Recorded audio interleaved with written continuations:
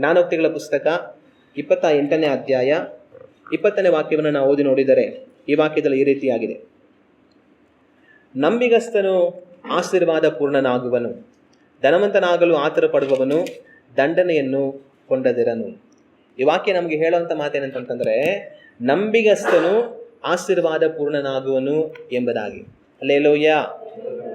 ನಿಮ್ಮಲ್ಲಿ ಎಷ್ಟು ಜನಗಳಿಗೆ ನಾನು ದೇವರಿಂದ ಆಶೀರ್ವದಿಸಲ್ಪಡಬೇಕಂತ ಇಷ್ಟ ಇದೆ? ನನ್ನನ್ನು ದೇವರು ಆಶೀರ್ವದಿಸಬೇಕಂತ ನಿಮ್ಗೆ ಎಷ್ಟು ಜನಕ್ಕೆ ಇಷ್ಟ ಇದೆ? ನೀವು ದೇವರಿಂದ ನೀವು ಆಶೀರ್ವದಿಸಲ್ಪಡಬೇಕು ಅಂತಂತಂದರೆ ನೀವು ನಂಬಿಗಸ್ತರಾಗಿರಬೇಕು. ದೇವರ ವಾಕ್ಯ ಹೇಳುತ್ತೆ, ನಂಬಿಗಸ್ತನು ಆಶೀರ್ವಾದ ಪೂರ್ಣನಾಗುವನು.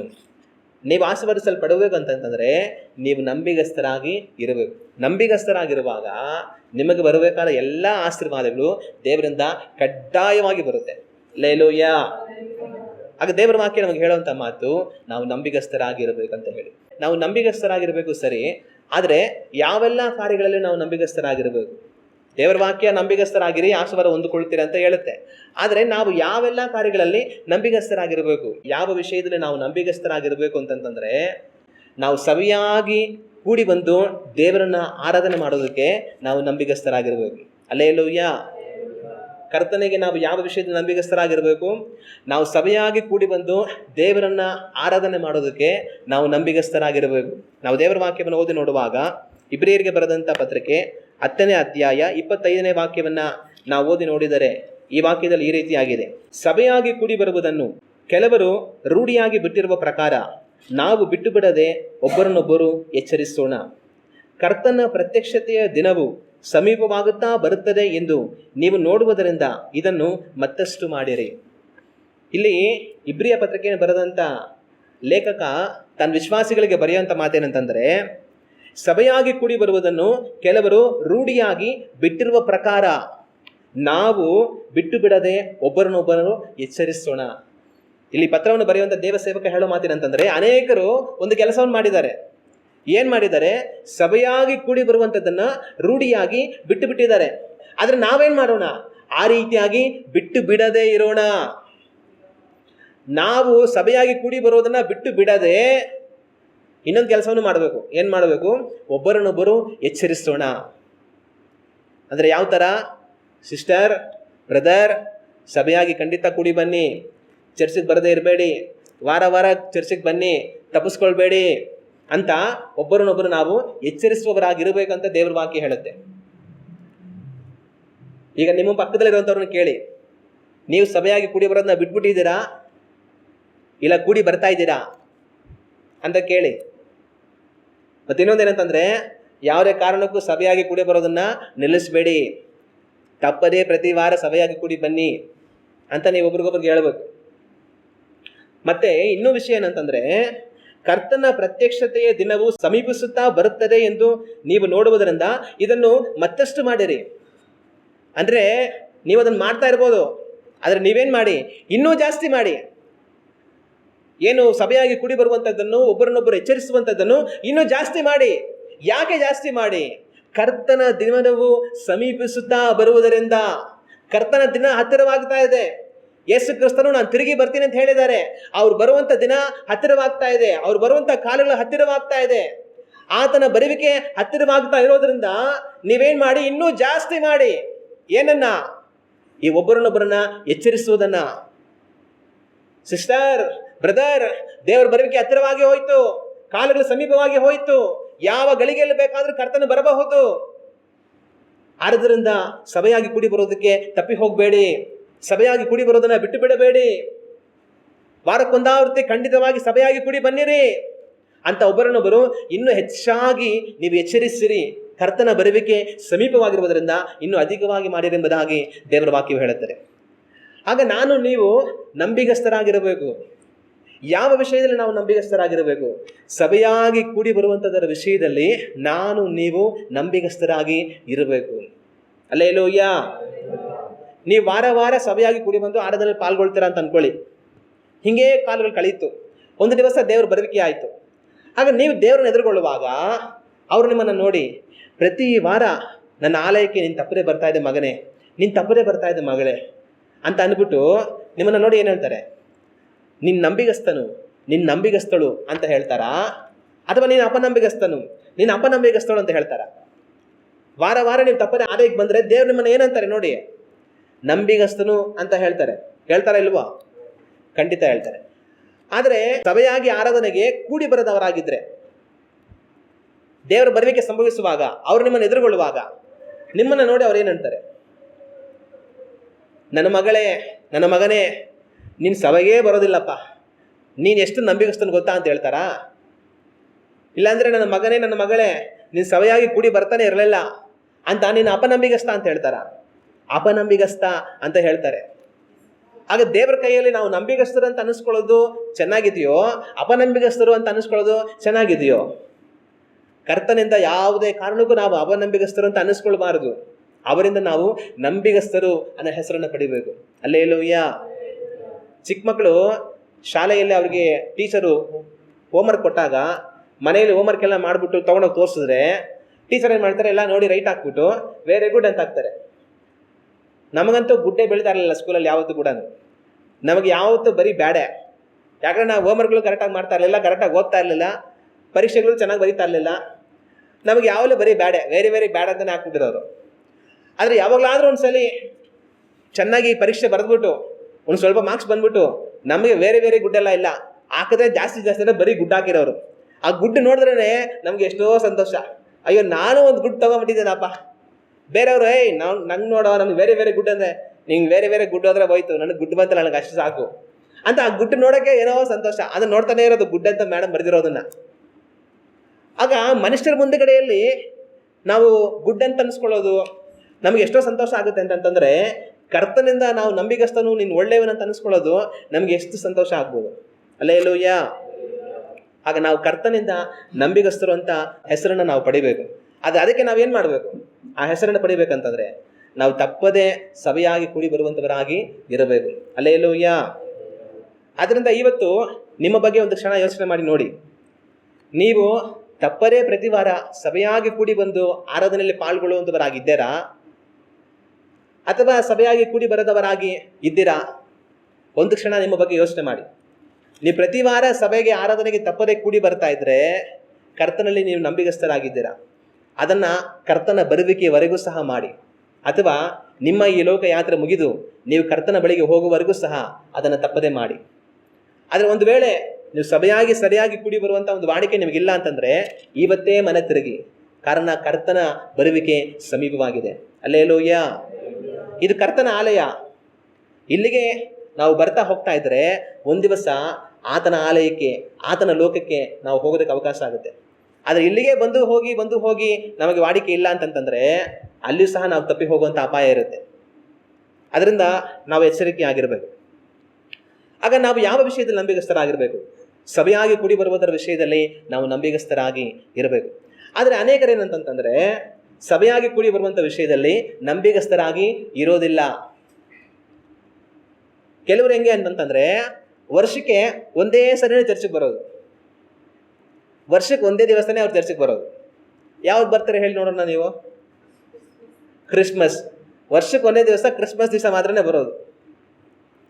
ಮತ್ತು ಇನ್ನು ಕೆಲವರು ವರ್ಷಕ್ಕೆ 2 ದಿವಸ ಚರ್ಚೆಗೆ ಬರೋದು. ಯಾವ್ದು ಹೇಳಿ ನೋಡೋಣ? ಒಂದು ಕ್ರಿಸ್ಮಸ್ಸು, ಇನ್ನೊಂದು ಹೊಸ ವರ್ಷ. ಆಗ ಕ್ರಿಸ್ಮಸ್ಸು ವರ್ಷದ ಕೊನೆಯಲ್ಲಿ ಬರುತ್ತೆ. ದೇವರೇ ನಿಮ್ಗೆ ಸ್ತೋತ್ರಪ್ಪ ಈ ವರ್ಷ ಎಲ್ಲ ನಡೆಸಿದ್ದಕ್ಕೆ ಅಂತ ಒಂದು ಸ್ತೋತ್ರ ಮಾಡಿ ಹೋಗ್ಬಿಡ್ತಾರೆ. ಹೊಸ ವರ್ಷ ಪ್ರಾರಂಭ ಆದಮೇಲೆ ದೇವರೇ ಹೊಸ ವರ್ಷ ಬಂದಿದೆ, ನನ್ನನ್ನು ಈ ವರ್ಷ ಎಲ್ಲ ನೋಡ್ಕೊಳಪ್ಪ, ಮರ್ತೋಗ್ಬೇಡ ಸ್ವಾಮಿ ನನ್ನನ್ನು ಅಂತ ಅಂದ್ಕೊಂಡು ಹೊಸ ವರ್ಷ ದಿವಸ ಅಟೆಂಡ್ ಮಾಡಿ ಹೋಗ್ಬಿಡ್ತಾರೆ. ಮತ್ತೆ ಅವ್ರು ಕಾಣಿಸೋದು ಮುಂದಿನ ಕ್ರಿಸ್ಮಸ್ಗೇನೆ. ಮತ್ತು ಇನ್ನು ಕೆಲವ್ರು ಏನು ಮಾಡ್ತಾರೆ ಅಂತಂದರೆ 3 ದಿವಸ ವರ್ಷದಲ್ಲಿ ಚರ್ಚೆಗೆ ಬರ್ತಾರೆ. ಕ್ರಿಸ್ಮಸ್ಸು ಹೊಸ ವರ್ಷ ಸೇರಿಸ್ಕೊಂಡು ಪುನರುತ್ಥಾನ ದಿನ ಅಂದರೆ ಯೇಸು ಕ್ರಿಸ್ತನ ಮರಣ ಹೊಂದಿ ಜೀವನದಿಂದ ಎದ್ದು ಬಂದ್ರಲ್ಲ ಆ ದಿವಸ ಒಂದು ವಿಶೇಷವಾದ ದಿವಸ ಅಂತ ಆವತ್ತೊಂದು ದಿವಸ ಬಂದ್ಬಿಡ್ತಾರೆ. ಇನ್ನು ಕೆಲವರು ಇನ್ನೊಂದು ದಿವಸ ಸೇರಿಸ್ಕೊಂಡು 4 ದಿವಸ ಬರ್ತಾರೆ. ಯಾವುದಂದರೆ ಇದು 3 ಜೊತೆಗೆ ಗುಡ್ ಫ್ರೈಡೆ, ಯೇಸು ಕ್ರಿಸ್ತನು ಶಿಲುಬೆಯಲ್ಲಿ ಮರಣ ಹೊಂದಿದಂಥ ಆ ದಿವಸವನ್ನು ನೆನೆಸುವಂಥ ಆ ದಿವಸದ ಬರ್ತಾರೆ. 4 ದಿವಸ ಬರ್ತಾರೆ. ಇನ್ನು ಕೆಲವರು ಹೆಂಗೆ ಅಂತಂದರೆ ವರ್ಷಕ್ಕೆ 16 ವಾರ ಬರ್ತಾರೆ. ವರ್ಷಕ್ಕೆ 16 ಸರಿ ಅಂದರೆ ಇದೊಂದು 4 ದಿವಸ, ಇದ್ರ ಜೊತೆಗೆ ತಿಂಗಳಿಗೊಂದು ದಿವಸ, 12 ತಿಂಗಳಿಗೆ 12 ದಿವಸ. ಆ ತಿಂಗಳಿಗೊಂದು ದಿವಸ ಯಾವುದು ಅಂತಂದರೆ ಕಮ್ಯುನಿಯನ್ ಕೊಡುವಂಥ ದಿವಸ, ಕರ್ತನ ಭೋಜನವನ್ನು ಕೊಡುವಂಥ ದಿವಸದಲ್ಲಿ ಬರ್ತಾರೆ. ಮಿಕ್ಕಿದ ವಾರ ಎಲ್ಲ ಬರಲ್ಲ. ಇನ್ನು ಕೆಲವ್ರು ಹೆಂಗೆ ಅಂತಂತಂದರೆ ಒಂದು ವೇಳೆ ಭಾನುವಾರದ ದಿವಸ ಅವ್ರಿಗೆ ಹುಟ್ಟಿದಬ್ಬ ಬಂದ್ಬಿಟ್ಟಿದ್ರೆ ಬರ್ತಾರೆ. ದೇವರೇ ಇವತ್ತು ನಾನು ಹುಟ್ಟಿದಬ್ಬ ಅಪ್ಪ, ನಿನ್ನ ಸಭೆಗೆ ಬಂದಿದ್ದೀನಿ ಸ್ವಾಮಿ, ನಾನು ಆಶೀರ್ವಾದ ಮಾಡೋ ಅಂತ ಅನ್ಕೊಂಡು. ಇನ್ನು ಕೆಲವರಿಗೆ ಒಂದು ವೇಳೆ ಅವ್ರದ್ದು ಮದುವೆ ದಿನ ಅಂತಂದರೆ, ದೇವರೇ ಇವತ್ತು ನಮ್ಮ ಮದುವೆ ದಿನ, ಚರ್ಚಿಗೆ ಬಂದಿದ್ದೀನಿ ಸ್ವಾಮಿ, ಆಶೀರ್ವಾದ ಮಾಡು ಅಂತ ಅನ್ಕೊಂಡು ಬರ್ತಾರೆ. ಇನ್ನು ಕೆಲವ್ರು ಹೆಂಗೆ ಅಂತಂತಂದರೆ, ಅವ್ರಿಗೇನಾದ್ರು ಕಷ್ಟ ಬಂದರೆ ಸಭೆಗೆ ಬರ್ತಾರೆ. ರೋಗ ಬಂದ್ಬಿಡ್ತಾ, ಅಯ್ಯೋ ದೇವರೇ ಯಾಕಪ್ಪ ಹಿಂಗೆ ರೋಗ ಬಂದ್ಬಿಡ್ತು ಸ್ವಾಮಿ, ನನಗೆ ಒಳ್ಳೆ ಆರೋಗ್ಯ ಕೊಡು ಸ್ವಾಮಿ, ನಿನ್ನ ಚರ್ಚಿಗೆ ಬಂದಿದ್ದೀನಪ್ಪ ಅಂತ ಅನ್ಕೊಂಡು, ರೋಗ ಬಂತು ಅಂತ ಅಂದ್ಬಿಟ್ಟು, ದೇವರೇ ನಾನು ಸಾಯ್ಬಾರ್ದು ಸ್ವಾಮಿ, ಮತ್ತೆ ಈ ರೋಗ ಬಾಧೆ ಎಲ್ಲ ಹಿಂಗೆಲ್ಲ ಬರಬಾರ್ದು ಸ್ವಾಮಿ, ಕಾಪಾಡಪ್ಪ, ಒಳ್ಳೆ ಆರೋಗ್ಯ ಕೊಡಪ್ಪ ಅಂತ ಅನ್ಕೊಂಡು ಚರ್ಚಿಗೆ ಬಂದು ಹೋಗ್ಬಿಡ್ತಾರೆ. ಇನ್ನು ಕೆಲವರಿಗೆ ಕೆಲಸ ಹೋಯ್ತು ಅಂತಂದರೆ ಚರ್ಚಿಗೆ ಬರ್ತಾರೆ. ಕೆಲಸನ ತೆಗೆದಾಕ್ಬಿಟ್ರು, ಸಂಪಾದನೆ ಇಲ್ಲ, ದೇವರೇ ಅವ್ನು ಕೆಲಸ ಕೊಡು ಸ್ವಾಮಿ ಅಂತ ಅನ್ಕೊಂಡು ಚರ್ಚಿಗೆ ಬರ್ತಾರೆ. ದೇವ್ರ ಕೆಲಸ ಕೊಟ್ಟರೆ ಮುಂದೆ ಅವ್ರು ಚರ್ಚಿಗೆ ಬರೋದು ಮತ್ತೆ ಕೆಲಸ ಹೋದ್ಮೇಲೆ.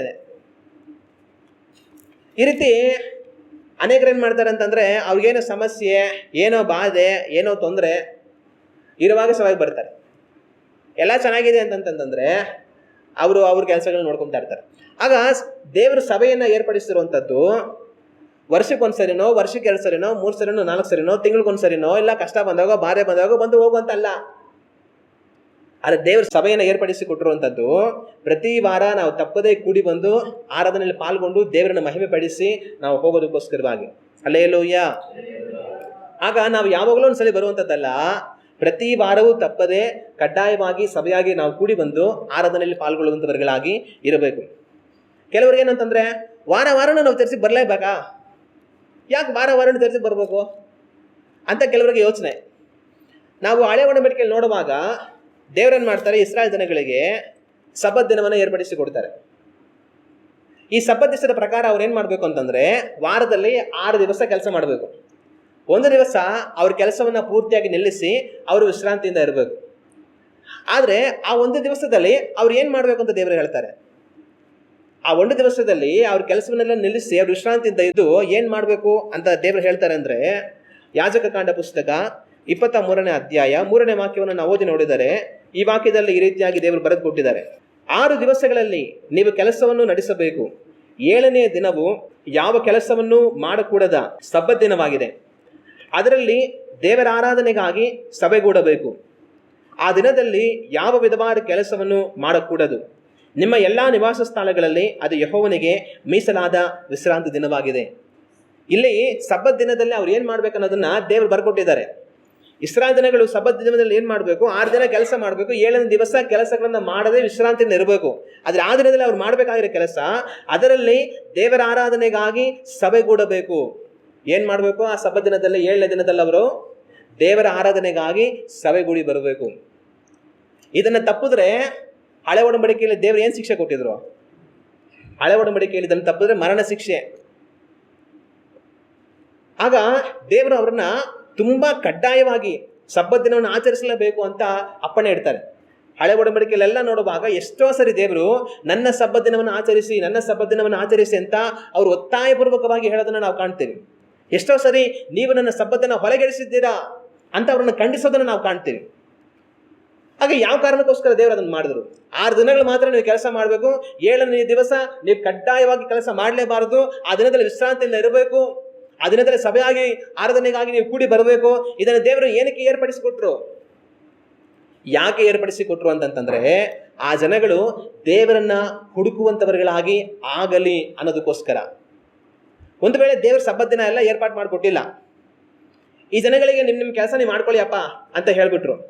ಈಗ ಈ ಜನಗಳು ಏನು ಮಾಡಿದ್ರು? ಅವರು ಸೋಮವಾರ ಬೆಳಗ್ಗೆ ಎದ್ದು ಸೋಮವಾರದಿಂದ ಶನಿವಾರದ ಗಂಟನೂ ಕೆಲಸ, ತಿರ್ಗಾ ಮತ್ತೆ ಭಾನುವಾರನೂ ಕೆಲಸ, ತಿರ್ಗಾ ಸೋಮವಾರದಿಂದ ಶನಿವಾರದ ಗಂಟ, ಭಾನುವಾರ ಮತ್ತೆ ಸೋಮವಾರ, ಎಲ್ಲ ದಿವಸ ಕೆಲಸ ಮಾಡ್ಕೊಂಡೇ ಹೋಗಿರೋರು. ದುಡ್ಡು ಯಾರು ತಾನೇ ಬೇಡ. ಒಂದು ದಿವಸ ಕೆಲಸ ಮಾಡಿದ್ರೆ ಸುಮ್ಮನೆ ಮನೇಲಿ ಕೂತ್ಕೊಂಡ್ರೆ 1000 ರೂಪಾಯಿ ಹೋಯ್ತು, 2000 ಹೋಯ್ತು, 3000 ಹೋಯ್ತು. ಮನೇಲಿ ಕೂತ್ಕೊಂಡು ಏನು ಮಾಡಲಿ, ಹೋಗಲ್ಲಿ ಸ್ವಲ್ಪ ಕೆಲಸ ಮಾಡಿದ್ರೆ 2-3 ಸಾವಿರ ಬರುತ್ತೆ ಅಂತ ಜನಗಳು ಲೆಕ್ಕಾಚಾರ ಹಾಕೊಳ್ತಾರೆ. ಆಗ ಎಲ್ಲ ದಿವಸ ಕೆಲಸ ಮಾಡ್ಕೊಂಡೇ ಹೋಗಿರೋರು. ಅರೆ 7 ದಿವಸನೂ ಅವ್ರು ಕೆಲಸ ಮಾಡ್ಕೊಂಡೇ ಹೋಗಿದ್ದಿದ್ರೆ ಏನು ನಡೀತಾ ಇತ್ತು ಅಂತಂದರೆ, ಅವರು ದೇವರನ್ನ ಅರಿತಾ ಇರಲಿಲ್ಲ, ದೇವರನ್ನ ತಿಳಿತಾ ಇರಲಿಲ್ಲ, ದೇವರನ್ನ ಕಂಡುಕೊಳ್ತಾ ಇರಲಿಲ್ಲ.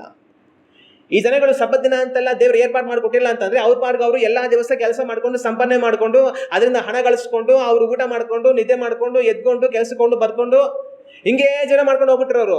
ಆದ್ರೆ ದೇವರ ಬಗ್ಗೆ ಚಿಂತಿಸೋದಕ್ಕೆ ಅವರಿಗೆ ಸಮಯ ಇರ್ತಾ ಇರಲಿಲ್ಲ. ದೇವರ ಬಗ್ಗೆ ಯೋಚಿಸೋದಕ್ಕೆ ಅವ್ರಿಗೆ ಸಮಯ ಇರ್ತಾ ಇರಲಿಲ್ಲ. ದೇವರನ್ನ ಹುಡುಕೋದಕ್ಕೆ ಅವ್ರಿಗೆ ಅವಕಾಶ ಇರ್ತಾ ಇರಲಿಲ್ಲ. ಆದ್ರೆ ದೇವರೇನ್ ಮಾಡ್ತಾರೆ ಅಂತಂದ್ರೆ ಅವರಿಗೆ ಕಡ್ಡಾಯವಾದ ಒಂದು ನಿಯಮವನ್ನು ಏರ್ಪಡಿಸ್ತಾರೆ. ಆ ನಿಯಮ ಯಾವುದು ಅಂತಂದ್ರೆ, ನೀವು 6 ದಿನಗಳು ಕೆಲಸ ಮಾಡಬೇಕು, 7ನೇ ದಿವಸ ಯಾವುದೇ ಕಾರಣಕ್ಕೆ ಕೆಲಸ ಮಾಡಬಾರದು ಅಂತ ದೇವರು ನೇಮಿಸ್ತಾರೆ. ಕಾರಣ ಏನಂತಂದ್ರೆ, ಆ ದಿನದಲ್ಲಿ ಅವ್ರು ಕೆಲಸ ಮಾಡಿದಿರಾ ಸಭೆಯಾಗಿ ಆರಾಧನೆಗಾಗಿ ಕೂಡಿ ಬರಬೇಕು. ಯಾಕೆ ಆರಾಧನೆ ಕೂಡಿ ಬರಬೇಕು? ಅವ್ರ ಆರಾಧನೆಗಾಗಿ ಕೂಡಿ ಬರುವಾಗ ಕರ್ತನನ್ನು ಅರಿಯುವುದಕ್ಕೆ ಅವಕಾಶವಾಗುತ್ತೆ. ಅವ್ರು ಕೂಡಿ ಬರುವಾಗ ಏನ್ ಮಾಡ್ತಾ ಇದ್ರು? ಕೀರ್ತನೆಗಳನ್ನ ಹಾಡಿ ದೇವರನ್ನ ಮಹಿಮೆ ಪಡಿಸ್ತಾ ಇದ್ರು. ನಾವು ಕೀರ್ತನೆ ಪುಸ್ತಕಗಳಲ್ಲಿ ಕೀರ್ತನೆಗಳು ನೋಡ್ತೇವೆ, 150 ಕೀರ್ತನೆ ಇದೆ. ಇದೆಲ್ಲ ಏನು? ಇದೆಲ್ಲ ಹಾಡು. ಇಸ್ರಾಯೇಲ್ ಜನಗಳು ಹಾಡ್ತಾ ಇದ್ದಂತ ಹಾಡು, ಅದನ್ನೇ ನಮಗೆ ಕೊಟ್ಟಿದ್ದಾರೆ. ಆಗ ಆ ಒಂದೊಂದು ಕೀರ್ತನೆಗಳನ್ನ ಹಾಡಿ ಅವರು ದೇವರನ್ನ ಮಹಿಮೆ ಪಡಿಸುವಾಗ ಆ ಒಂದೊಂದು ಕೀರ್ತನೆಗಳು ಅವ್ರ ಜೊತೆ ಮಾತಾಡೋದು. ನಮ್ಮ ದೇವರು ಎಂತವನು, ನಮ್ಮನ್ನು ಉಂಟು ಮಾಡಿರುವ ಆತನು ಎಂತವನು, ನಮ್ಮ ನಿರ್ಮಾಣಿಕನು ಎಂತವನು, ಆತನು ಏನೆಲ್ಲ ಕಾರ್ಯಗಳು ಮಾಡಿದ್ದಾರೆ, ಅವ್ರು ಯಾವ ರೀತಿಯೆಲ್ಲ ನಮ್ಮನ್ನು ನಡೆಸ್ತಾರೆ ಅಂತ ಹೇಳಿ ಕರ್ತನನ್ನ ಅವರಿಗೆ ಪರಿಚಯ ಪಡಿಸೋದು. ಆಗ ಹಾಡುಗಳ ಮುಖಾಂತರ ಅವರು ದೇವರನ್ನ ಅರಿತಾ ಇದ್ರು, ಅವ್ರ ಮಕ್ಕಳು ದೇವರನ್ನ ಅರಿತಾ ಇದ್ರು. ಮತ್ತೆ ಇನ್ನೂ ಅವ್ರು ಏನ್ ಮಾಡೋರು? ವಾಕ್ಯವನ್ನ ಧ್ಯಾನ ಮಾಡೋರು. ಮೋಶೆಯ ಧರ್ಮಶಾಸ್ತ್ರ ಅವ್ರಿಗಿತ್ತು. ಆ ಧರ್ಮಶಾಸ್ತ್ರವನ್ನು ತಗೊಂಡು ಆ ಧರ್ಮಶಾಸ್ತ್ರ ಬೋಧನೆಯನ್ನು ಮಾಡೋರು. ಆಗ ಧರ್ಮಶಾಸ್ತ್ರ ಅವರಿಗೆ ಬೋಧಿಸಲ್ಪಡುವಾಗ ಅದರಿಂದ ಅವರು ಕರ್ತನ ಮಾರ್ಗಗಳನ್ನ ಅರಿತಾ ಇದ್ರು. ಆ ವಾಕ್ಯಗಳ ಮುಖಾಂತರ ನಾವು ಆರಾಧಿಸುವ ದೇವರು ಎಂತವನು, ಅವ್ರು ಏನನ್ನ ಇಷ್ಟಪಡ್ತಾರೆ, ನಾವು ಯಾವ ತರ ಜೀವಿಸ್ಬೇಕಂತ ಅವ್ರು ಬಯಸ್ತಾರೆ ಅಂತ ದೇವರನ್ನು, ದೇವರ ಮಾರ್ಗಗಳನ್ನು ಅರಿಯುವುದಕ್ಕೆ ವಾಕ್ಯದ ಮೂಲಕ ಅವರಿಗೆ ಅವಕಾಶ ಆಗ್ತಾ ಇತ್ತು. ಆಗ ಸಭೆಯಾಗಿ ಕೂಡಿ ಬರೋದ್ರಿಂದ ಅವರಿಗೆ ದೇವರಲ್ಲಿ ಭಕ್ತಿ ಬೆಳೀತಾ ಇತ್ತು, ದೇವರ ಮೇಲಿನ ನಂಬಿಕೆ ಬರ್ತಾ ಇತ್ತು, ಅವರು ದೇವರನ್ನ ಅರಿಯೋದಕ್ಕೆ ಅವಕಾಶ ಇತ್ತು, ದೇವರೊಟ್ಟಿಗೆ ನಡೆಯೋದಕ್ಕೆ ಅವರಿಗೆ ಅವಕಾಶ ಆಗ್ತಾ ಇತ್ತು. ಆದ್ರೆ ಸಬ್ಬತ್ ಅನ್ನುವಂಥ ಒಂದು ದಿವಸ ಇಲ್ಲ, ಸಭೆಯಾಗಿ ವಾರಕ್ಕೊಂದ್ಸರಿ ಕೂಡಿ ಬರುವಂತ ಒಂದು ಅವಕಾಶ ಇಲ್ಲ ಅಂತಂದ್ರೆ 7 ದಿವಸ ಕೆಲಸ ಮಾಡಿ ದುಡ್ದು ಸಂಪಾದನೆ ಮಾಡಿ ಆಸ್ತಿ ಮಾಡಿ ತಿಂದು ಮಲಗಿ ಒಂದು ದಿವಸ ಸಾಯೋರು, ದೇವರಿಲ್ಲದೆ ಸಾಯೋರು. ಆದ್ರೆ ನಾನು ನೀವು ಈ ಲೋಕದಲ್ಲಿರೋದು ಸುಮ್ಮನೆ ವಾರ ಪೂರ್ತಿ ಕೆಲಸ ಮಾಡಿ ಸಂಪಾದನೆ ಮಾಡಿ ನಾವು ಬೇಕಾಗಿರೋದನ್ನ ನಾವು ಒದಗಿಸ್ಕೊಂಡು ತಿಂದು ಕುಡಿದು ಮಲಗಿ ಒಂದ್ ದಿವಸ ಸಾಯೋದಕ್ಕೋಸ್ಕರ ಅಲ್ಲ. ಅದು ವೃಥಾ ಬದುಕು. ನಾನು ನೀವು ಈ ಲೋಕದಲ್ಲಿರುವಂತಹ ಶ್ರೇಷ್ಠವಾದ ಒಂದು ಅವಕಾಶ, ಶ್ರೇಷ್ಠವಾದ ಒಂದು ಕರ್ತವ್ಯ ಏನಂತಂದ್ರೆ ನಮ್ಮನ್ನು ಉಂಟು ಮಾಡಿರುವ ಕರ್ತನನ್ನ ಅರಿಯುವುದಕ್ಕೋಸ್ಕರವಾಗಿ.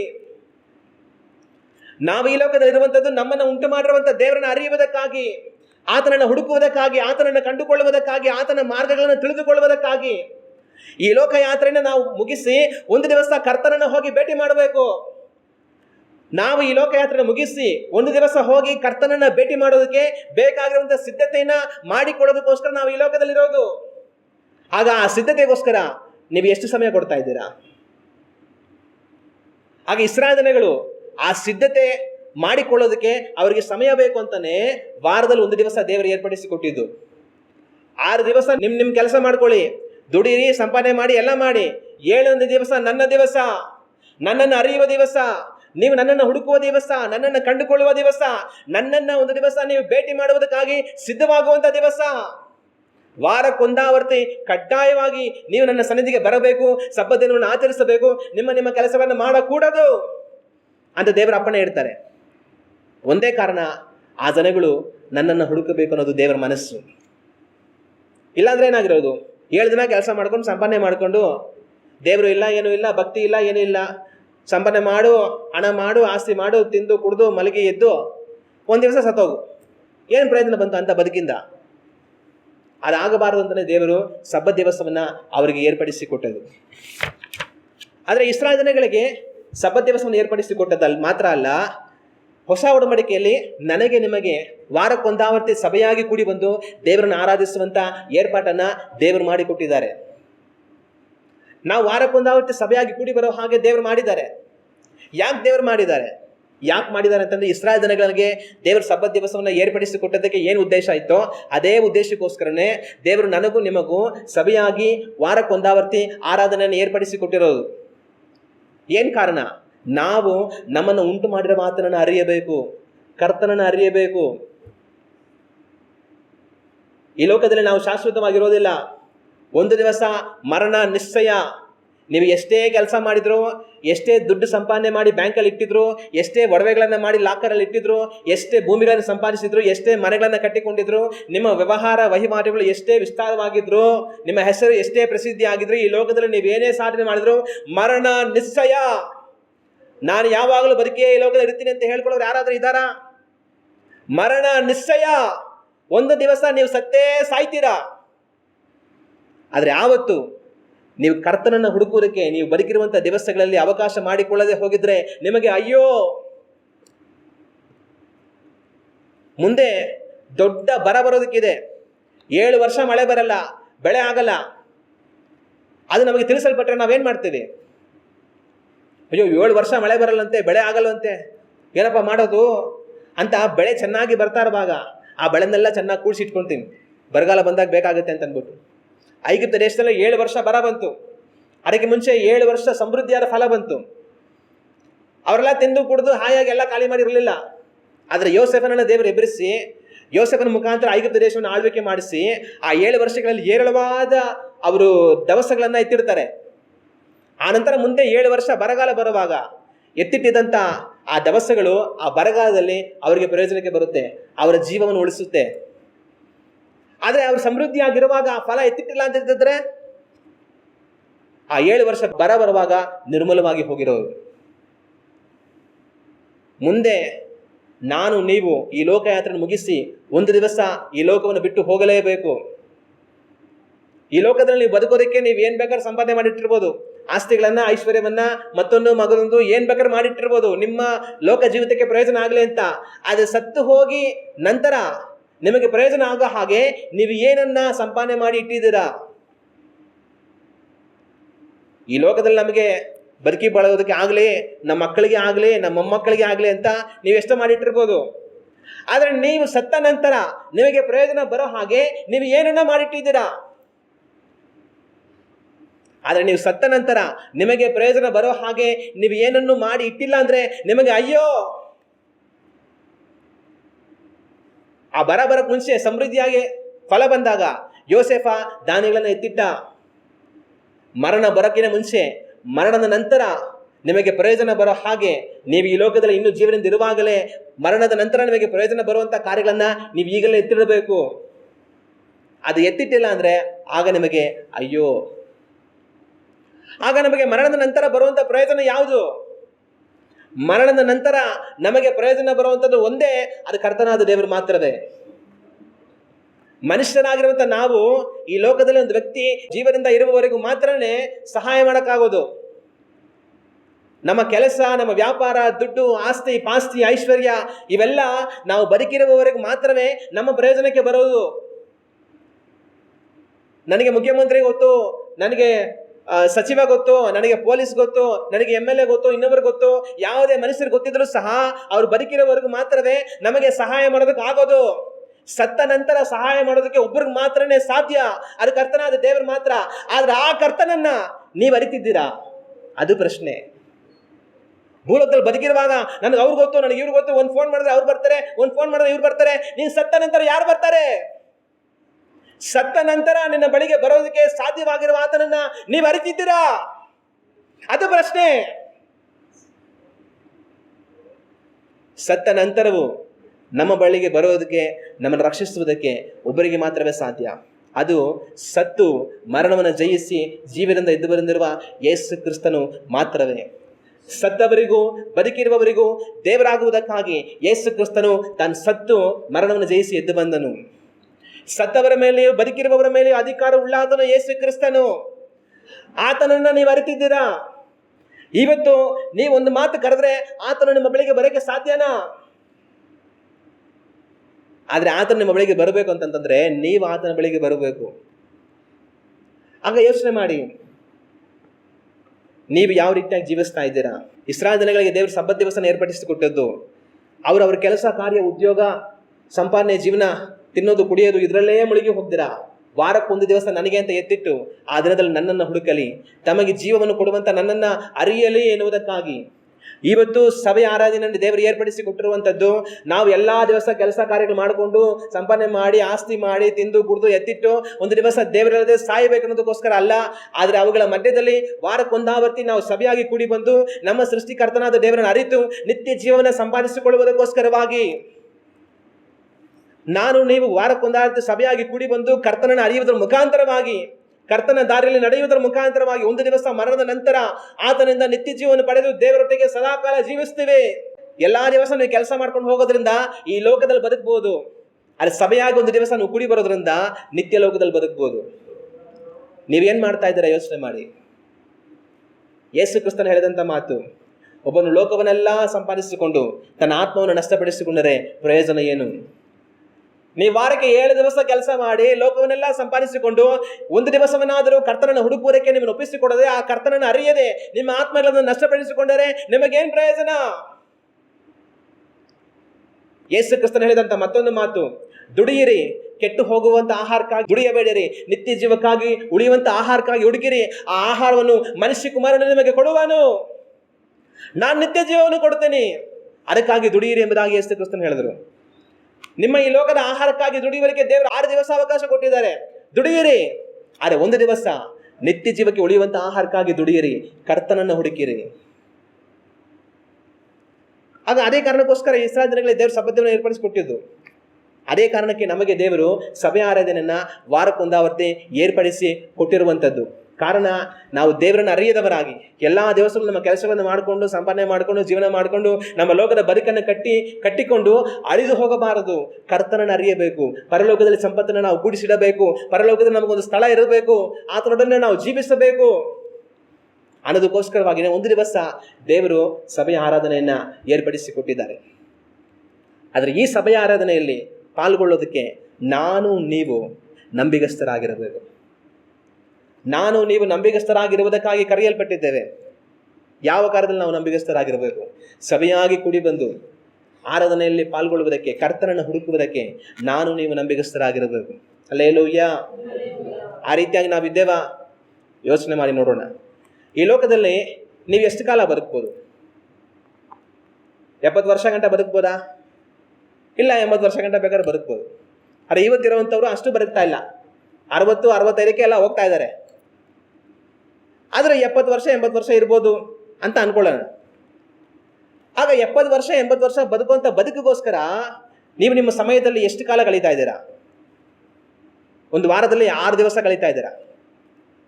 70-80 ವರ್ಷ ಬದುಕುವಂಥ ಬದುಕಿಗೋಸ್ಕರ ನೀವು ವಾರದಲ್ಲಿ 6 ದಿವಸ ಕಳೀತಾ ಇದ್ದೀರಾ. ಆದರೆ ನಿತ್ಯ ಜೀವ, ನಿತ್ಯ ಲೋಕ, ಈ ಮರಣದ ನಂತರ ದೇವರೊಟ್ಟಿಗೆ ಹೋಗಿ ನಾವು ಜೀವಿಸುವಂತ ಜೀವಿತ ಕಾಲ ಎಷ್ಟು? ದೇವರ ಒಂದು 100-200 ವರ್ಷ ಆದ್ಮೇಲೆ ಸರಿ ಹೋಗಪ್ಪ ಅಂತ ಕಳಿಸ್ಬಿಡ್ತಾರಾ? ನಾವು ದೇವರೊಟ್ಟಿಗೆ ಹೋಗಿ ಜೀವಿಸುವಂತ ಜೀವಿತ ನಿತ್ಯ ಕಾಲ, ಅದಕ್ಕೆ ಕೊನೆಯೇ ಇಲ್ಲ. ಕೋಟ್ಯಾನು ಕೋಟಿ ವರ್ಷಗಳಾದ್ರೆ ಕೊನೆ ಇಲ್ಲ. ನಿತ್ಯವಾಗಿ ದೇವರೊಟ್ಟಿಗೆ ನಾವು ಜೀವಿಸ್ತೀವಿ. ಆಗ ಕೇವಲ ಈ ಲೋಕದಲ್ಲಿ ಬದುಕುವಂತ 70-80 ವರ್ಷಗಳಿಗೆ ನೀವು 6 ದಿನಗಳನ್ನ ಕಳೀತಾ ಇರುವಾಗ ನಿತ್ಯವಾಗಿ ದೇವರೊಟ್ಟಿಗೆ ಜೀವಿಸುವಂತ ಆ ಜೀವಿತಕ್ಕೋಸ್ಕರ ನೀವು ಎಷ್ಟು ದಿನಗಳನ್ನ ಕಳೀತಾ ಇದ್ದೀರಾ?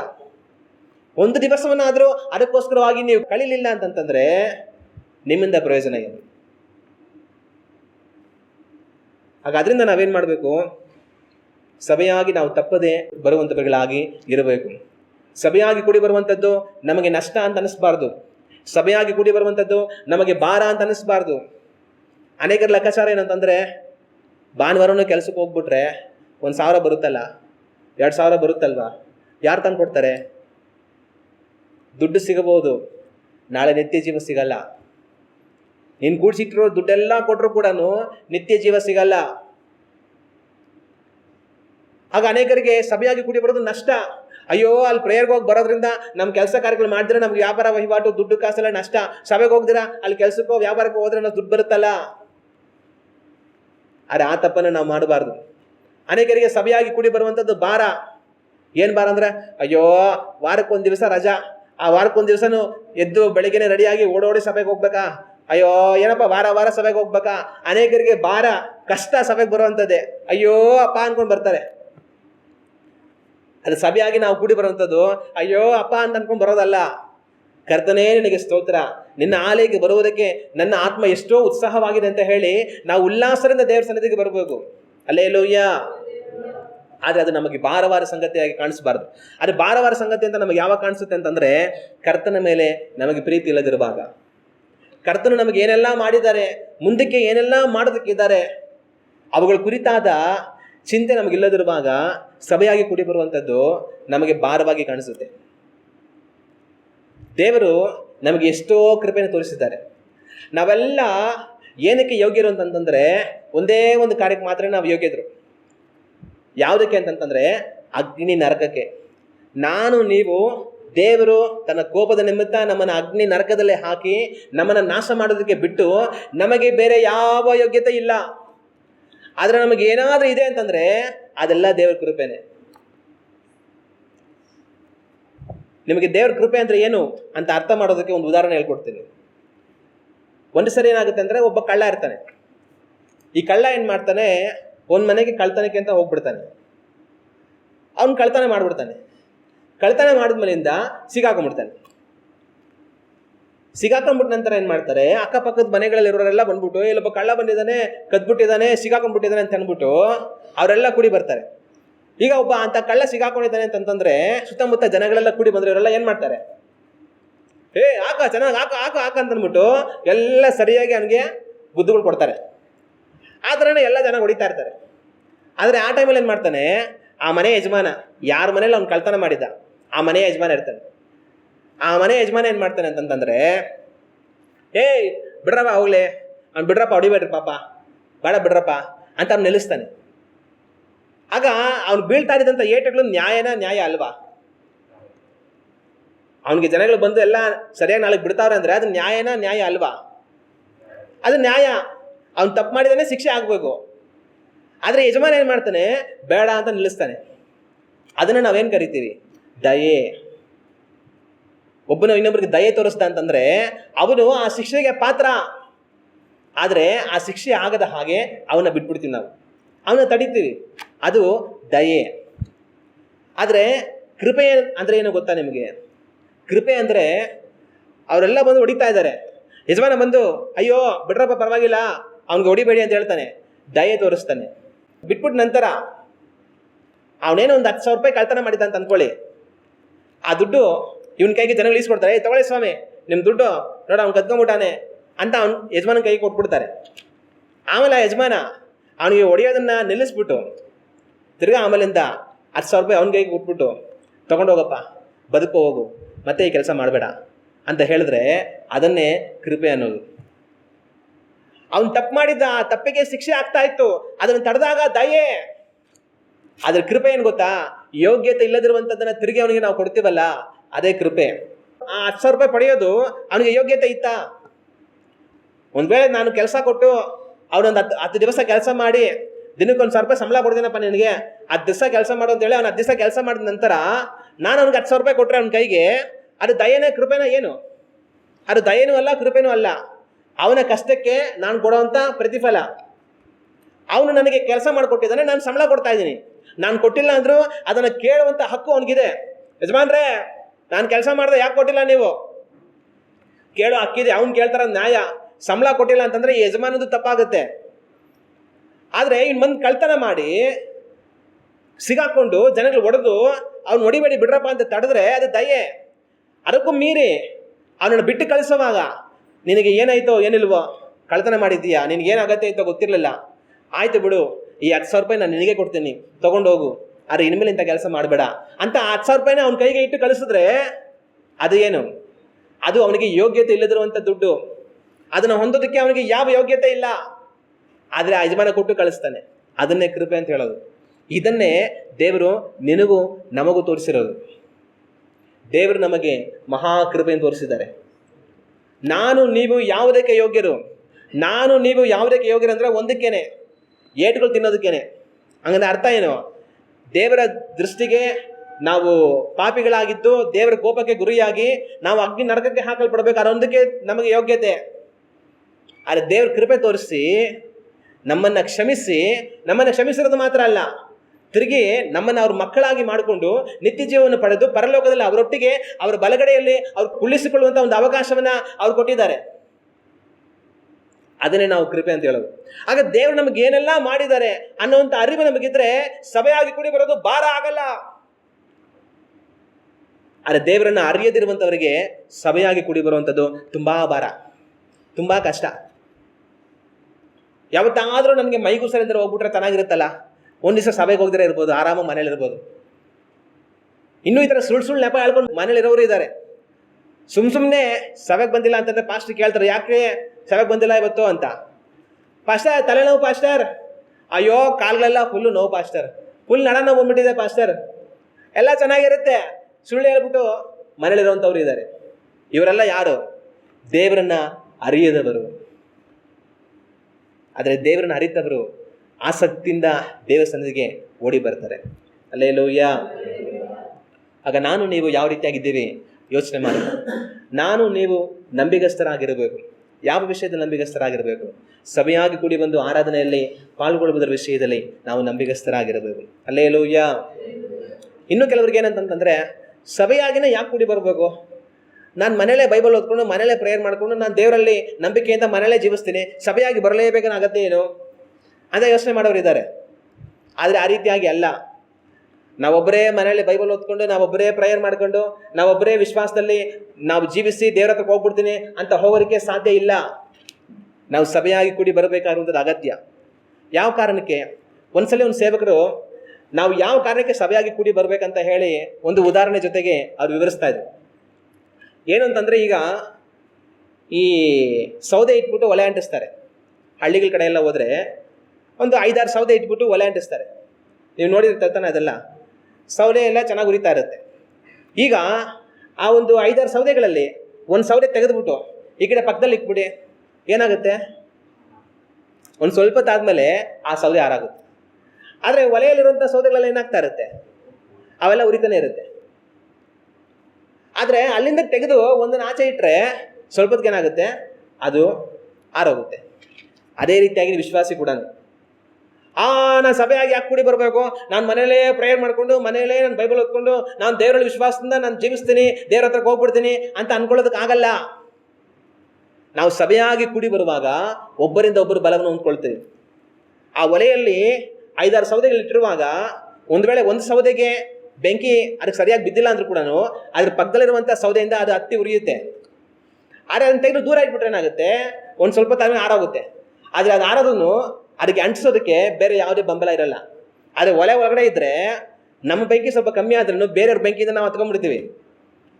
ಬೇರೆಯವ್ರ ಬೆಂಕಿ ಕಮ್ಮಿ ಆದಾಗ ನಮ್ಮ ಬೆಂಕಿಯಿಂದ ಅವ್ರು ಹತ್ಕೊಂಡ್ಬಿಡ್ತಾರೆ. ಆದರೆ ನಾನು ಒಬ್ಬನೇ ಇರ್ತೀನಿ, ನಾನೇ ವಿಶ್ವಾಸದಲ್ಲಿ ಇದ್ದು ಪ್ರೇಯರ್ ಮಾಡ್ಕೊಂಡು ಬೈಬಲ್ ಓದ್ಕೊಂಡು ದೇವ್ರ ಹತ್ರಕ್ಕೆ ಹೋಗ್ಬಿಡ್ತೀನಿ, ನಾನು ಸಭೆಯಾಗಿ ಕೂಡಿ ಬರ್ಬೇಕಾದ್ರೆ ಆಗತ್ತೆ ಇಲ್ಲ ಅಂತಂತಂದರೆ ಅದೆಲ್ಲ ನಡೆಯಲ್ಲ. 2 ದಿವಸ ಆದಮೇಲೆ ಅವ್ರು ಪೂರ್ತಿ ಆರೋಗಿರ್ತಾರೆ. ಅವಾಗ ಅದರಿಂದ ಏನು ಮಾಡ್ಬೇಕಂತಂದರೆ ನಾವು ಸಭೆಯಾಗಿ ಕೂಡಿ ಬರಬೇಕು. ಅದರಿಂದ ಏನಾಗ್ತೀವಿ ಅಂದರೆ ಕರ್ತನ ವಿಶ್ವಾಸದಲ್ಲಿ ನಾವು ಬಲ ಹೊಂದುತ್ತಾ ನಾವು ಬೆಳೆಯುತ್ತಾ ಹೋಗ್ತೀವಿ. ನಾನು ಮನೇಲೇ ಎತ್ಕೊಂಡು ನಾನೇ ಪ್ರೇಯರ್ ಮಾಡ್ಕೊತೀನಿ, ನಾನೇ ವಾಕ್ಯ ಓದ್ಕೊಳ್ತೀನಿ, ನಾನು ದೇವರಲ್ಲಿ ನಂಬಿಕೆಯಿಂದ ಇರ್ತೀನಿ ಅಂತಂದರೆ ಅದನ್ನು ಯಾರು ಮಾಡೋದಕ್ಕೆ ಸಾಧ್ಯ ಇಲ್ಲ.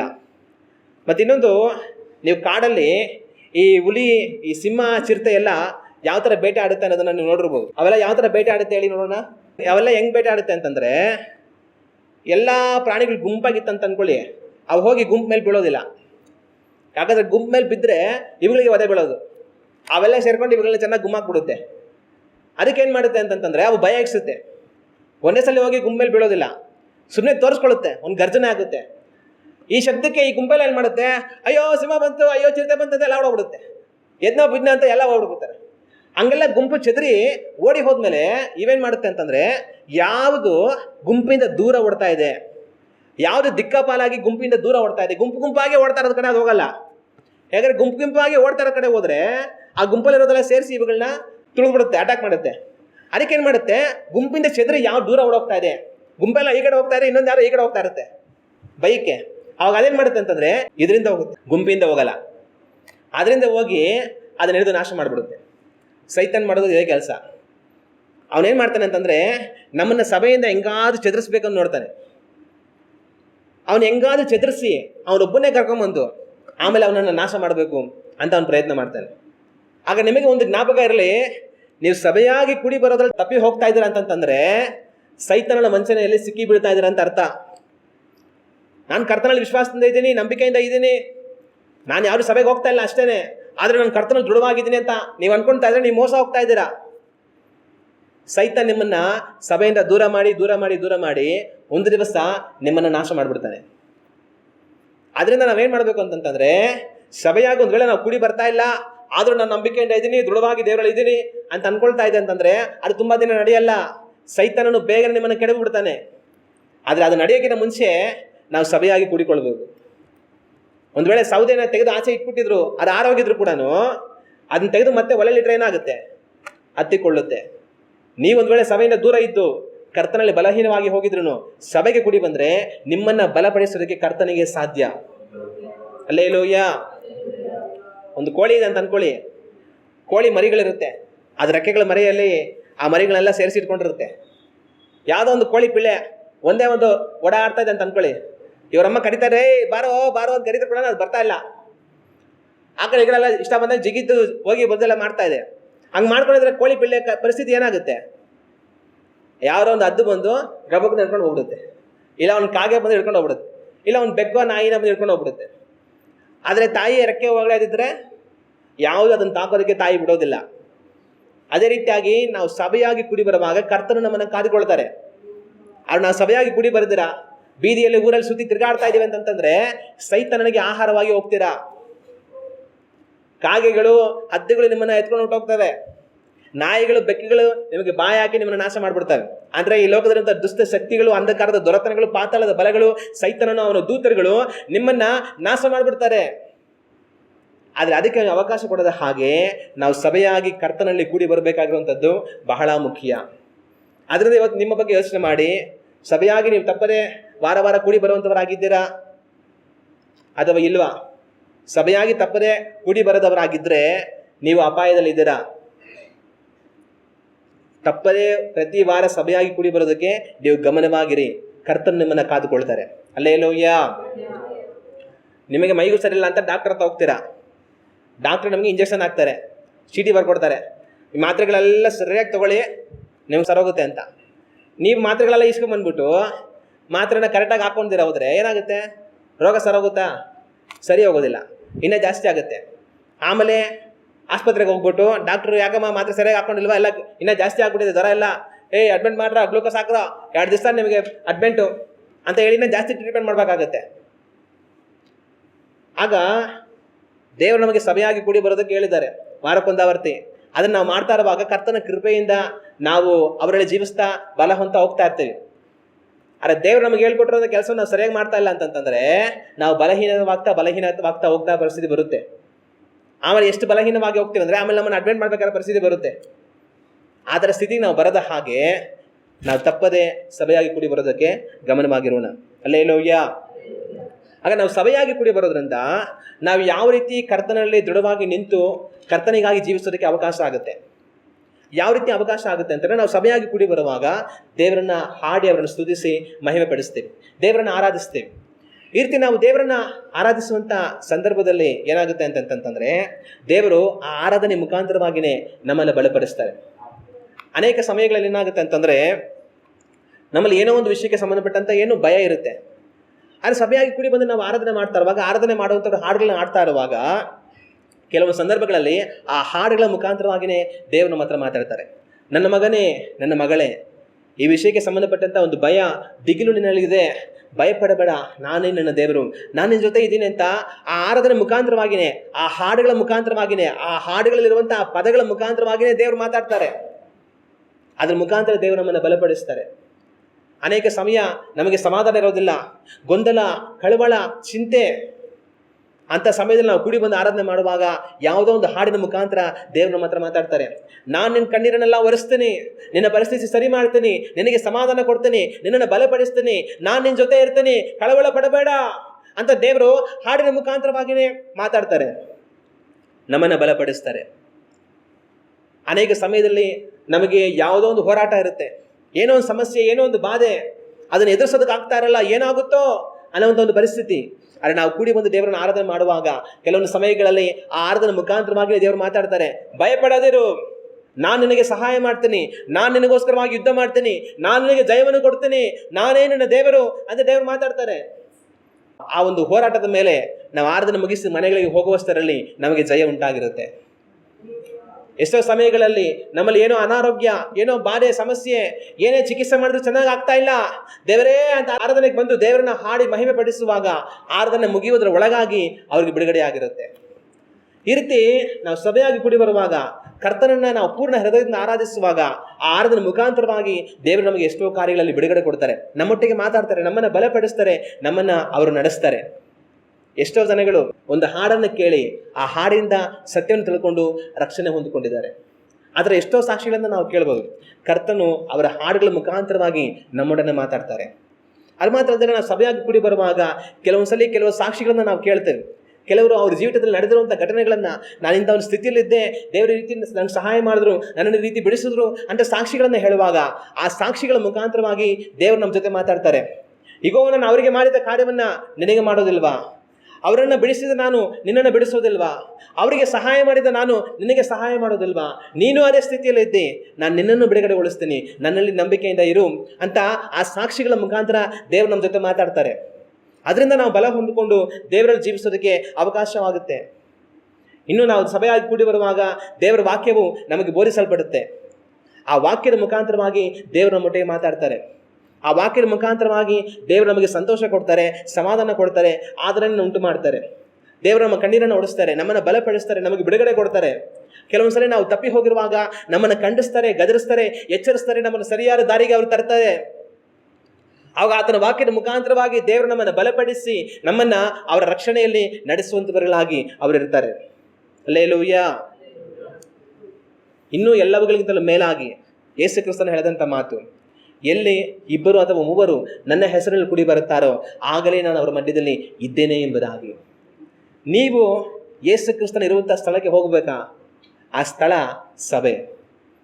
ಆತನ ಹೆಸರಿನಲ್ಲಿ ನಾವು 2-3 ಕೂಡಿ ಬರುವಾಗ ನಮ್ಮ ಮಧ್ಯದಲ್ಲಿ ಅವರಿದ್ದಾರೆ. ಅವರನ್ನು ದರ್ಶಿಸೋದಕ್ಕೆ ಎಲ್ಲಿ ಹೋಗಬೇಕು? ಅವರನ್ನು ದರ್ಶಿಸೋದಕ್ಕೆ ನಾವು ಸಭೆಯಾಗಿ 2-3 ಕೂಡಿ ಬರುವಾಗ ಅವರು ನಮ್ಮ ಮಧ್ಯದಲ್ಲಿ ಇರ್ತಾರೆ. ಹಲ್ಲೆಲೂಯಾ. ಆಗ ಅವರಿರುವಂಥ ಸ್ಥಳಕ್ಕೆ ಬರೋದಕ್ಕಿಂತ ದೊಡ್ಡ ಸಂತೋಷ ಇನ್ಯಾವುದಿದೆ? ಎಲ್ಲಿ ಹೋದರೆ ನಿಮಗೆ ತುಂಬ ಸಂತೋಷ ಆಗ್ಬೋದು. ಕರ್ತನ ಇರುವಂಥ ಸ್ಥಳಕ್ಕೆ ಬರುವುದಕ್ಕೆ ಇರುವಂಥ ಅದಕ್ಕಿಂತ ದೊಡ್ಡ ಸಂತೋಷ ಬೇರೆ ಯಾವುದೂ ಸಹ ಇಲ್ಲ. ಹಲ್ಲೆಲೂಯಾ. ಯೇಸು ಕ್ರಿಸ್ತನು ಹೇಳಿದ ಮಾತು, 2-3 ನನ್ನ ಹೆಸರಿನಲ್ಲಿ ಕೂಡಿ ಬರುವಾಗ ನಾನು ಅವ್ರ ಮಧ್ಯದಲ್ಲಿದ್ದೇನೆ.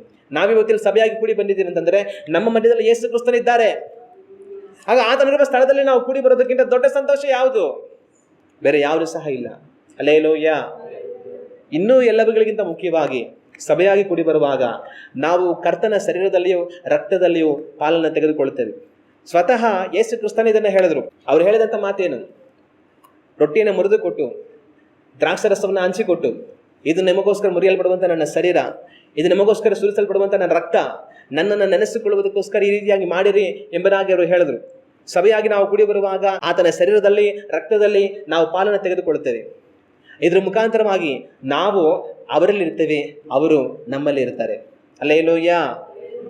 ಆತನ ಶರೀರದಲ್ಲಿಯೂ ರಕ್ತದಲ್ಲಿ ನಾವು ಪಾಲನೆ ತೆಗೆದುಕೊಳ್ಳುವಾಗ ಆತನು ನಮ್ಮಲ್ಲಿ ಇದ್ದಾರೆ, ನಾವು ಆತನಲ್ಲಿದ್ದೇವೆ. ಹಲ್ಲೆಲೂಯಾ. ಆತನು ನಮ್ಮಲ್ಲಿರುವುದಕ್ಕಿಂತ ನಾವು ಆತನಲ್ಲಿರುವುದಕ್ಕಿಂತ ದೊಡ್ಡ ಭಾಗ್ಯ ಇನ್ಯಾವುದಿದೆ? ಅವನನ್ನ ಕಡೆಯ ದಿನದಲ್ಲಿ ಅವರು ಎದುರಿಸ್ತಾರೆ.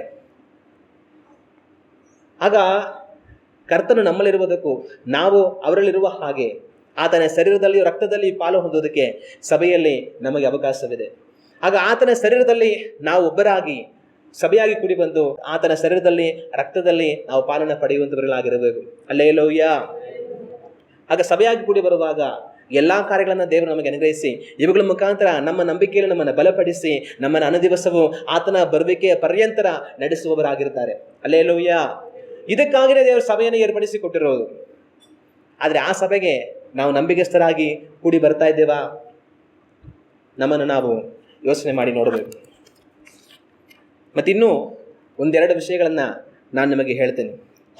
ಏನಂತಂತಂದರೆ, ನಾವು ಸಭೆಯಾಗಿ ಕೂಡಿ ಬರೋದರಲ್ಲಿ ನಂಬಿಗಸ್ತರಾಗಿರಬೇಕು.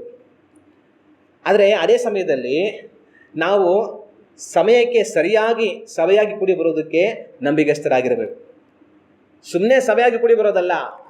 ಸಭೆಯಾಗಿ ಕೂಡಿ ಬರುವಾಗಲೂ ಸಮಯಕ್ಕೆ ಸರಿಯಾಗಿ ನಂಬಿಗಸ್ತರಾಗಿ ನಾವು ಕೂಡಿ ಬರುವಂತವர்களಾಗಿ ಇರಬೇಕು. ಈಗ ನೀವು ಊಟಿಗೆ ಹೋಗ್ಬೇಕಂದ್ರೆ ಟ್ರೈನ್ ಟಿಕೆಟ್ ಬುಕ್ ಮಾಡಿದ್ದೀರಾ. ಬೆಂಗಳೂರಲ್ಲಿ ಬೆಳಿಗ್ಗೆ 9:00 ಟ್ರೈನು. ನೀವು ಎಷ್ಟು ಗಂಟೆಗೆ ರೈಲ್ವೆ ಸ್ಟೇಷನ್ಗೆ ಹೋಗ್ತೀರಾ? 10:00 ಹೋಗ್ಬಿಡ್ತೀರಾ? ಎಷ್ಟು ಗಂಟೆಗೆ ಹೋಗ್ತೀರಾ? 8:00 ಹೋಗ್ಬಿಟ್ಟಿರ್ತೀರ. ಹಾಗಾದ್ರೆ 9:00 ಟ್ರೈನು. ನಾವು ಇಲ್ಲಿಂದ ಅಲ್ಲಿ ಹೋಗಿ ಅಲ್ಲಿ ಬಿಡ್ಜತ್ತಿ ಅಲ್ಲಿ ಹೋಗಿ ಪ್ಲಾಟ್ಫಾರ್ಮ್ ಇಳಿದು ನಮ್ಮ ಟ್ರೈನ್ ಎಲ್ಲಿಂದ ನೋಡಿಕೊಂಡು ಸೀಟ್ ನೋಡಿಕೊಂಡು ಒಳಗಡೆ ಕುತ್ಕೊಳ್ಳೋಷ್ಟರಲ್ಲಿ ಎಷ್ಟು ಟೈಮ್ ಆಗುತ್ತೆ ಅಂತ ಅದು 9:00 ಟ್ರೈನ್ ಹೋಗುತ್ತಾರೆ, 8:00 ಹೋಗ್ಬಿಟ್ಟಿರ್ತೀರ. ಯಾರಾದರೂ ಅಯ್ಯೋ 10:00 ಹೋಗೋಣ ಬಿಡ್ರಿ ಏನಾಗ್ಬಿಡುತ್ತೆ ಅಂತ ಅಂದ್ಕೊಳ್ತಾರಾ? ಏನೂ ಆಗಲ್ಲ, ಟ್ರೈನ್ ಹೋಗ್ಬಿಟ್ಟಿರುತ್ತೆ. ಸರಿ, ನೀವು ಕೆಲಸ ಮಾಡ್ತೀರಾ, ವಾರ ಎಲ್ಲ ಕೆಲಸ ಮಾಡ್ತೀರಾ. ಭಾನುವಾರ ನಿಮ್ಮ ಯಜಮಾನರು ಸಂಬಳ ಕೊಡ್ತಾರೆ. ಬೆಳಿಗ್ಗೆ 10 ಗಂಟೆಗೆ ಬಂದ್ಬಿಡಪ್ಪ ಸಂಬಳಕ್ಕೆ, ಅದೇ ಯಜಮಾನ್ರು ಹೇಳ್ತಾರೆ. ನೀವೇನು ಮಾಡ್ತೀರಾ? ಅಯ್ಯೋ ನಾವು ಯಜಮಾನ್ರು ಸಂಬಳ ಕೊಡ್ತಾರೆ ಬಿಡು, 11 ಗಂಟೆಗೆ ಹೋಗೋಣ ಅಂತ 11 ಗಂಟೆಗೆ ಹೋಗ್ತೀರಾ? 11 ಗಂಟೆಗೆ ಹೋದ್ರೆ ಏನಾಗುತ್ತೆ? ನೀವು ಯಜಮಾನ್ರು ಎಲ್ಲರಿಗೂ ಸಂಬಳ ಕೊಟ್ಬಿಟ್ಟು ಪುಸ್ತಕ ಎಲ್ಲ ಮಡಿಸಿಟ್ಬಿಟ್ಟು ಎಲ್ಲರಿಗೂ ಸಂಬಳ ಕೊಟ್ಟಿದ್ದು ಆಗೋಯ್ತು, ನೀನು ಲೇಟಾಗಿ ಬಂದರೆ ಸಂಬಳ ಇಲ್ಲ, ಮುಂದಿನ ವಾರ ಬಾ ಅಂತಾರೆ. ಅವಾಗ ಅದಕ್ಕೋಸ್ಕರ ಏನು ಮಾಡ್ತೀರಾ? ಯಜಮಾನ್ರು 10 ಗಂಟೆಗೆ ಹೇಳಿದ್ರು ಕೂಡ 9 ಗಂಟೆಗೆ ಹೋಗ್ಬಿಟ್ಟಿರ್ತೀರ. ಯಜಮಾನ್ರೇ ಇದ್ದೀರಾ? ಅವ್ರು ಇದ್ದೀನಿ, ಸ್ವಲ್ಪ ಕುತ್ಕೊಳ್ರಿ, ಬರ್ತೀನಿ, ನಾಷ್ಟ ಮಾಡ್ತಾ ಇದ್ದೀನಿ ಅಂತಾರೆ. ಆಗ ಭೂಲೋಕದ ಯಜಮಾನರಿಗೆ ನೀವು ಎಷ್ಟೋ ಮರ್ಯಾದೆ ತೋರಿಸುವಾಗ ಪರಲೋಕದಲ್ಲಿರುವಂಥ ನಿಮ್ಮ ಯಜಮಾನಿಗೆ ನೀವು ಎಷ್ಟು ಮರ್ಯಾದೆ ತೋರಿಸ್ತಾ ಇದ್ದೀರಾ? ನಿಮ್ಮ ಮಕ್ಕಳನ್ನ ಶಾಲೆ ಸೇರಿಸಿರ್ತೀರ, ವರ್ಷ ಎಲ್ಲ ಓದಿಸ್ತೀರಾ ಕಷ್ಟಪಟ್ಟು. ಪರೀಕ್ಷೆ ದಿನ ಬಂತು, ಬೆಳಿಗ್ಗೆ 9:00 ಪರೀಕ್ಷೆ. ನೀವು ನಿಮ್ಮ ಮಕ್ಕಳನ್ನ ಎಷ್ಟು ಗಂಟೆಗೆ ಪರೀಕ್ಷೆಯ ಹಾಲಿಗೆ ಕಳಿಸ್ತೀರಾ? ಒಂದು 11 ಗಂಟೆಗೆಲ್ಲ ಕಳಿಸ್ಬಿಡ್ತೀರಾ ಪರೀಕ್ಷೆಗೆ? ಎಷ್ಟು ಗಂಟೆ ಕಳಿಸ್ತೀರಾ? ಆವತ್ತು ಬೆಳಗ್ಗೆ ನಾವು ಎಬ್ಬರಿಸಿ ಅವ್ರನ್ನ ಸ್ನಾನ ಮಾಡಿಸಿ ತಿಂಡಿ ತಿನ್ನಿಸಿ ಪರೀಕ್ಷೆ ಐತೆ ಮಿಸ್ ಆಗ್ಬಿಟ್ಟಾಯ್ತು, 1-2 ಗಂಟೆ ಮೊದಲೇ ಆಗ್ಬಿಟ್ಟು ಸ್ಕೂಲ್ ಹತ್ರನೇ ಕುತ್ಕೊಂಡಿರು. ಆಮೇಲೆ ಹೋಗೋವಾಗ ಯಾರು ಬಸ್ಸು ಮಧ್ಯದಲ್ಲಿ ಟ್ರಾಫಿಕ್ ಜಾಮ್ ಆಗ್ಬಿಟ್ರೆ ಹೋಗೋದಕ್ಕಾಗಿಲ್ಲ, ಏನು ಮಾಡೋದು? ಪರೀಕ್ಷೆ ಮಿಸ್ ಆಗ್ಬಿಟ್ರೆ ಏನು ಮಾಡೋದು? ವರ್ಷ ಎಲ್ಲ ಓದಿರೋದು ಪರೀಕ್ಷೆ ಬರೆಯೋದಕ್ಕೋಸ್ಕರ. ಆ ಪರೀಕ್ಷೆ ಬರೆಯೋದಕ್ಕೆ ಟೈಮ್ ಏನಾದ್ರು ಹೆಚ್ಚು ಕಮ್ಮಿ ಆಗ್ಬಿಟ್ರೆ ಏನು ಮಾಡೋದು? ಮೊದಲೇ 2 ಗಂಟೆ ಮುಂಚೆನೇ ಹೋಗ್ಬಿಟ್ಟು ಅಲ್ಲೇ ಕುತ್ಕೊಂಡ್ರೆ ಸ್ಕೂಲ್ ಹತ್ರ, ಅದೇ ಬೆಳಿಗ್ಗೆನೇ ಕರ್ಕೊಂಡೋಗಿ ಬಿಟ್ಬಿಡ್ತಾರೆ. ನಾನು ಕಾಲೇಜ್ ಓದ್ತಾ ಇದ್ದಾಗ ನಮಗೆ ಬೆಳಿಗ್ಗೆ 9:00 ಎಕ್ಸಾಮು. ನಾನು ಎಷ್ಟೊತ್ತು ಹೋಗ್ತಾ ಇದ್ದೆ ಕಾಲೇಜ್ಗೆ ಅಂತಂದರೆ 6:00 ಹೋಗ್ಬಿಡ್ತಾ ಇದ್ದೆ. ಇಲ್ಲಿಂದ ನಾನು ಎಲ್ಲಿ ವಿ.ಪಿ.ಪುರಂ ಗಂಟ ಹೋಗಬೇಕು. ಅಲ್ಲಿ ಗಂಟ ಹೋಗೋಷ್ಟು ಟ್ರಾಫಿಕ್ ಜಾಮ್ ಎಲ್ಲ ಆಗ್ಬಿಟ್ರೆ ಏನು ಮಾಡೋದು? 6:00 ಹೋಗ್ಬಿಟ್ಟು ನಮ್ಮ ಕಾಲೇಜ್ ಪಕ್ಕದಲ್ಲಿ ಒಂದು ಪಾರ್ಕ್ ಇತ್ತು, ಅದ್ರ ಪಕ್ಕದಲ್ಲಿ ಒಂದು ಹೋಟ್ಲ್ ಇತ್ತು. ಆ ಹೋಟೆಲ್ ಇಡ್ಲಿ ಸಾಂಬಾರು ತಿಂದ್ಬಿಟ್ಟು ಆ ಪಾರ್ಕಲ್ಲಿ ಕೂತ್ಕೊಂಡು ಪರೀಕ್ಷೆ ಇನ್ನೊಂದು ಅರ್ಧ ಗಂಟೆ ಇದೆ ಅನ್ನೋವರೆಗೂ ಅಲ್ಲಿ ಓದ್ಕೊತಾ ಇದೆ. ಆಮೇಲೆ ನಡ್ಕೊಂಡೋಗಿ ಕಾಲೇಜ್ಗೆ ಹೋಗ್ಬಿಟ್ಟು ಎಕ್ಸಾಮ್ ಬರೀತಾ ಇದೆ. ಆಗ ನಾವು ಪರೀಕ್ಷೆ ಬಂತು ಅನ್ನೋ ಸಮಯದಲ್ಲಿ ವರ್ಷ ಪೂರ್ತಿ ಓದಿರೋದೇ ಈ ಪರೀಕ್ಷೆ ಬರೆಯೋದಕ್ಕೋಸ್ಕರ. ಆವತ್ತು ಆ ಸಮಯಕ್ಕೆ ಹೋಗಿ ಬರಿಬೇಕಂತ ಹೇಳಿ ತುಂಬ ಮುತುವರ್ಜಿಯಿಂದ ಮೊದಲೇ ಕರ್ಕೊಂಡು ಹೋಗಿ ಮಕ್ಕಳಲ್ಲಿ ಬಿಟ್ಟು ಪರೀಕ್ಷೆ ಬರೆಯೋ ಹಾಗೆ ವ್ಯವಸ್ಥೆ ಮಾಡ್ತೀವಿ. 9:00 ಪರೀಕ್ಷೆ ಅಂತಂದರೆ 10:00 ಹೋದ್ರೆ ಆಯ್ತು ಬಿಡು ಅಂತ ಯಾವತ್ತೂ ಅಂದ್ಕೊಳ್ಳೋದಿಲ್ಲ. ಆಗ ವರ್ಷ ಪೂರ್ತಿ ದುಡ್ಡು ಕಟ್ಟಿ ಕಷ್ಟಪಟ್ಟು ಮಕ್ಕಳನ್ನ ಓದಿಸಿ ಅವ್ರು ಬರೆಯೋಂಥ ಪರೀಕ್ಷೆ ಮಿಸ್ ಆಗಬಾರ್ದು ಅಂತ ಹೇಳಿ ಎಷ್ಟೋ ಮುತುವರ್ಜಿ ತೋರಿಸಂತ ನೀವು, ಯೇಸು ಕ್ರಿಸ್ತನು ನಿಮ್ಮನ್ನು ರಕ್ಷಿಸುವುದಕ್ಕಾಗಿ ಶಿಲುಬೆಯಲ್ಲಿ ತನ್ನ ರಕ್ತವನ್ನು ಸುರಿಸಿ ತನ್ನ ಪ್ರಾಣವನ್ನು ಕೊಟ್ಟು ಎಲ್ಲವನ್ನು ಸಹಿಸಿ ನಿಮಗೆ ರಕ್ಷಣೆ ಏರ್ಪಡಿಸಿ ಕೊಟ್ಟಿದ್ರು ಕೂಡ, ಸಭೆಯಾಗಿ ಕೂಡಿ ಬನ್ನಿ ಅಂತ ಏರ್ಪಾಡು ಮಾಡಿದ್ರು ಕೂಡ ನೀವು ಅವರನ್ನು ಹುಡುಕೋದಕ್ಕೋಸ್ಕರ ಎಷ್ಟು ಗಂಟೆಗೆ ಬರ್ತೀರಾ? ಆಗ ನಮ್ಮ ಲೌಕಿಕವಾದ ಕಾರ್ಯಗಳಿಗೆ ನಾವೇನು ಮಾಡ್ತೀವಿ? ಸಮಯಕ್ಕೆ ಮುಂಚೆ ಹೋಗುವಂಥವರಾಗಿರ್ತೀವಿ. ಆದರೆ ದೇವ್ರ ಹತ್ರ ಮಾತ್ರ ಆಯಾ ಹೋದ್ರೆ ಆಯ್ತು ಬಿಡು ಅಂತ ಅಂದ್ಕೊಳ್ತೀವಿ. ಯಾಕೆ? ಕಾರಣ ಭಯ ಇಲ್ಲ. ದೇವರ ಮೇಲೆ ನಮಗೆ ಭಯ ಇಲ್ಲ, ಉದಾಸೀನ. ಅದೇ ನಿಮ್ಮ ಯಜಮಾನಿಗೆ ಆ ಥರ ಮಾಡಿ 10 ಗಂಟೆಗೆ ಸಂಬಳಕ್ಕೆ ಬಾಪ ಅಂದರೆ 11 ಗಂಟೆಗೆ ಹೋಗಿ, ನಿಮ್ಮ ಮಕ್ಕಳು ಸ್ಕೂಲ್ಗೆ ಎಕ್ಸಾಮಲ್ಲಿ 10 ಗಂಟೆಗೆ ಅಂದರೆ 11 ಗಂಟೆಗೆ ಕರ್ಕೊಂಡು ಹೋಗ್ಬಿಡಿ. ನಿಮ್ಮ ಟ್ರೈನು 9 ಗಂಟೆಗೆ ಅಂದರೆ 10 ಗಂಟೆಗೆ ಹೋಗಿ. ನಿಮ್ಮ ಕೆಲಸಕ್ಕೆ 9 ಗಂಟೆಗೆ ಬರಬೇಕು ಅಂತಂದರೆ 11 ಗಂಟೆಗೆ ಹೋಗಿ. ಅರೆ ಅದನ್ನೆಲ್ಲ ಕರೆಕ್ಟಾಗಿ ಮಾಡ್ತೀರಾ. ಸಭೆಯಾಗಿ ಕೂಡಿ ಬರೋದು ಮಾತ್ರ ಆಯಾ ಹೋಗೋಣ ಬಿಡು. ದೇವ್ರ ಹತ್ರ ಲೆಕ್ಕ ಕೊಡಬೇಕಾಗುತ್ತೆ. ನಾವು ಸ್ಕೂಲ್ಗೆ ಹೋಗುವಾಗ ಒಂದು ಅರ್ಧ ಗಂಟೆ ಲೇಟಾಗಿ ಹೋಗ್ಬಿಟ್ರೆ ಟೀಚರ್ ಸ್ಕೂಲ್ ಒಳಗಡೆ ಬಿಡ್ತಾ ಇರಲಿಲ್ಲ. ಅಯ್ಯೋ ಟೀಚರ್ ಏನಂತಾರೋ, ಟೀಚರ್ ಹೊಡಿತಾರೆ ಬೈತಾರೆ ಅಂತ ನಮ್ಗೆ ಜೀವನೇ ಹೋಗೋದು. ಅಲ್ಲಿ ಕರ್ಕೊಂಡೋಗಿ ಲೇಟಾಗಿ ಬಂದಿದ್ರೆ ಆಚೆ ನಿಂತ್ಕೋ, ಬರಬೇಡ. ಆಗ ಆಚೆ ನಿಂತ್ಕೊಂಡು ಯಾವಾಗ ಹೊಗಡೆ ಬಿಡ್ತಾರೋ ಅಂತ ಕಾಯ್ಕೊಂಡಿರ್ಬೇಕಾದ್ರೆ ಪರಿಸ್ಥಿತಿ. ಆಮೇಲೆ ಒಂದು ಅರ್ಧ ಗಂಟೆ ಆದಮೇಲೆ ಹೊಗಡೆ ಬಾ, ಇನ್ನೊಂದ್ಸಲ ಹಿಂಗೆ ಬಂದರೆ ದಿನ ಎಲ್ಲ ಆಚೆ ನಿಲ್ಲಿಸಿರ್ತೀನಿ ಅಂತ ಟೀಚರ್ ಹೇಳೋದು. ಆಗ ಲೇಟ್ ಆಗ್ಬಿಟ್ರೆ ನಮ್ಗೆ ಎಷ್ಟೋ ಭಯ, ದಿಗಿಲು, ಟೀಚರ್ ಏನು ಮಾಡ್ತಾರೋ ಅಂತ. ಸಭೆಯಾಗಿ ಕುಡಿ ಬರೋದಕ್ಕೆ ನಿಮ್ಗೆ ಲೇಟ್ ಆಗ್ತಾ ಇದ್ರೆ ನಿಮ್ಗೆ ಭಯ ಬರ್ತಾ ಇದೆಯಾ? ದಿಗಿಲು ಬರ್ತಾ ಇದೆಯಾ? ದೇವ್ರು ಏನು ಮಾಡ್ತಾರೋ ಅಂತ. ಕರ್ತನನ್ನು ನಾವು ಪ್ರೀತಿಸಬೇಕು. ಕರ್ತನಿಗೆ ಭಯವನ್ನು ಸಹ ಪಡಬೇಕು. ನೀವು ಕರ್ತನನ್ನು ಪ್ರೀತಿಸುವವರಾಗಿರಬಹುದು, ಆದರೆ ಕರ್ತನಿಗೆ ಭಯಪಡುವವರಾಗಿದ್ದೀರಾ? ಯೋಚನೆ ಮಾಡಿ. ಸಭೆಯಾಗಿ ನಾವು ಕೂಡಿ ಬರಬೇಕು. ಅದರಲ್ಲೂ ಸಮಯಕ್ಕೆ ಸರಿಯಾಗಿ ಸಭೆಯಾಗಿ ನಾವು ಕೂಡಿ ಬರೋದಕ್ಕೆ ಗಮನವಾಗಿರಬೇಕು. ನಿಮ್ಮ ಮುಖ್ಯಮಂತ್ರಿ ನಾಳೆ ನೋಟಿಸ್ ಬರುತ್ತೆ, ನಿಮಗೇನೋ ಒಂದು ಸಮಸ್ಯೆ ಇದೆ, ಅಪ್ಲಿಕೇಶನ್ ಹಾಕಿದ್ರೆ ಗೌರ್ಮೆಂಟ್ಗೆ, ನಾಳೆ ನಿಮ್ದು ಅಪ್ಲಿಕೇಶನ್ ವಿಚಾರಣೆ ಇದೆ, ಬೆಳಿಗ್ಗೆ 10 ಗಂಟೆಗೆ ಮುಖ್ಯಮಂತ್ರಿ ನಿಮ್ಮನ್ನು ನೋಡ್ಬೇಕಂತಿದ್ದಾರೆ, ಬಂದ್ಬಿಡಿ ಅಂತಂದರೆ ನಾಳೆ ಬೆಳಗ್ಗೆ ನೀವು ಎಷ್ಟು ಗಂಟೆಗೆ ಹೋಗ್ತೀರಾ? 2 ಅವರ್ ಮುಂಚೆನೇ ಹೋಗಿರ್ತಾರೆ, 8 ಗಂಟೆಗೇನೆ. ಮುಖ್ಯಮಂತ್ರಿ ಯಾವ ಬರ್ತಾರೋ ಬರಲಿ ಅಂತ ಅಂದ್ಬಿಟ್ಟು. ಯಾಕಂದ್ರೆ ಮುಖ್ಯಮಂತ್ರಿ ಬಂದರೆ ನಿಮ್ಮ ಸಮಸ್ಯೆ ಪರಿಹಾರ. ಅಪ್ಲಿಕೇಶನ್ ಕೊಟ್ಟಿದ್ದೀವಿ, ಮುಖ್ಯಮಂತ್ರಿ ಮುಂದೆ ಹೋಗ್ಬಿಟ್ಟು ಏನಪ್ಪ ಅಂದರೆ, ಸರ್ ಹಿಂಗೆಲ್ಲ ಇದೆ ಸರ್, ಏನೋ ಮಾಡಿ ಸರ್ ಅಂದರೆ, ಆಯ್ತು ಹೋಗಪ್ಪ ಅಂತ ಸೈನ್ ಹಾಕ್ಬಿಟ್ರೆ ನಿಮ್ಮ ಕಷ್ಟ ಎಲ್ಲ ಪರಿಹಾರ. ಅದಕ್ಕೋಸ್ಕರವಾಗಿ ಮೊದಲೇ ಓಡೋಗಿ ಮುಖ್ಯಮಂತ್ರಿ ಬರಲಿ ಅಂತ ಕಾಯ್ತಾ ಇರ್ತೀರಾ? ನಿಮ್ಮ ಅರಸನು ಕರ್ತನು ರಾಜಾದಿ ರಾಜನು ಆಗಿರುವಂಥ ದೇವರ ಮುಂದೆ ಬರೋದಕ್ಕೆ ನೀವು ಎಷ್ಟು ಗಂಟೆಗೆ ಬರ್ತಾ ಇದ್ದೀರಾ? ಕರ್ತನ ಭಯ ನಮಗೆ ಬಹಳ ಮುಖ್ಯ. ಅದೇ ಕೆಲವೊಂದು ಸಲ ನಾವು ತಪ್ಪಿಸೋದಕ್ಕೆ ಆಗದಿರುವಂಥ ಕಾರಣಗಳಿಂದ ಒಂದು ವೇಳೆ ಲೇಟ್ ಆಗ್ಬೋದು, ದೇವರ ಕೃಪೆ ತೋರಿಸ್ತಾರೆ. ದೂತರು ಹೋಗ್ಬಿಟ್ಟು ಲೋಟನನ್ನ, ನೀನು ನಿನ್ನ ಹೆಂಡತಿ ಮಕ್ಕಳು ಎಲ್ಲ ಹೋಗಿ ಈ ಪ್ರಾಂತ್ಯಗಳನ್ನೆಲ್ಲ ನಾವು ಬೆಂಕಿ ಸುರಿಸಿ ಅಳಿಸ್ತೀವಿ ಅಂತಂದಾಗ ಲೋಟ ಹೋಗೋದಕ್ಕೆ ಆಗಿಲ್ಲ. ದೇವರು ಕರುಣಿಸಿದ್ರು, ಕೃಪೆ ತೋರಿಸಿದ್ರು. ಆ ದೂತರೇ ಅವ್ರನ್ನ ಕೈ ಹಿಡ್ಕೊಂಡು ದೂರ ಕರ್ಕೊಂಡು ಹೋಗ್ಬಿಡ್ತಾರೆ. ಆಗ ಕೆಲವು ಸಲ ವಿನಾಕಾರಣ ನಮ್ಮ ಕೈಯಲ್ಲಿ ತಪ್ಪಿಸೋದಕ್ಕೆ ಆಗದಿರುವಂಥ ಸಂದರ್ಭಗಳಲ್ಲಿ ದೇವ್ರ ಕೃಪೆ ತೋರಿಸ್ತಾರೆ. ಆದರೆ ಸೋಂಬೇರಿಗಳಿಗೆ ಕೃಪೆ ತೋರಿಸಲ್ಲ. ದೇವರನ್ನ ಅಸಡ್ಡೆ ಮಾಡುವಂಥವರಿಗೆ ಕೃಪೆ ತೋರಿಸಲ್ಲ. ದೇವರಿಗೆ ಭಯಪಡದವರಿಗೆ ಕೃಪೆ ತೋರಿಸಲ್ಲ.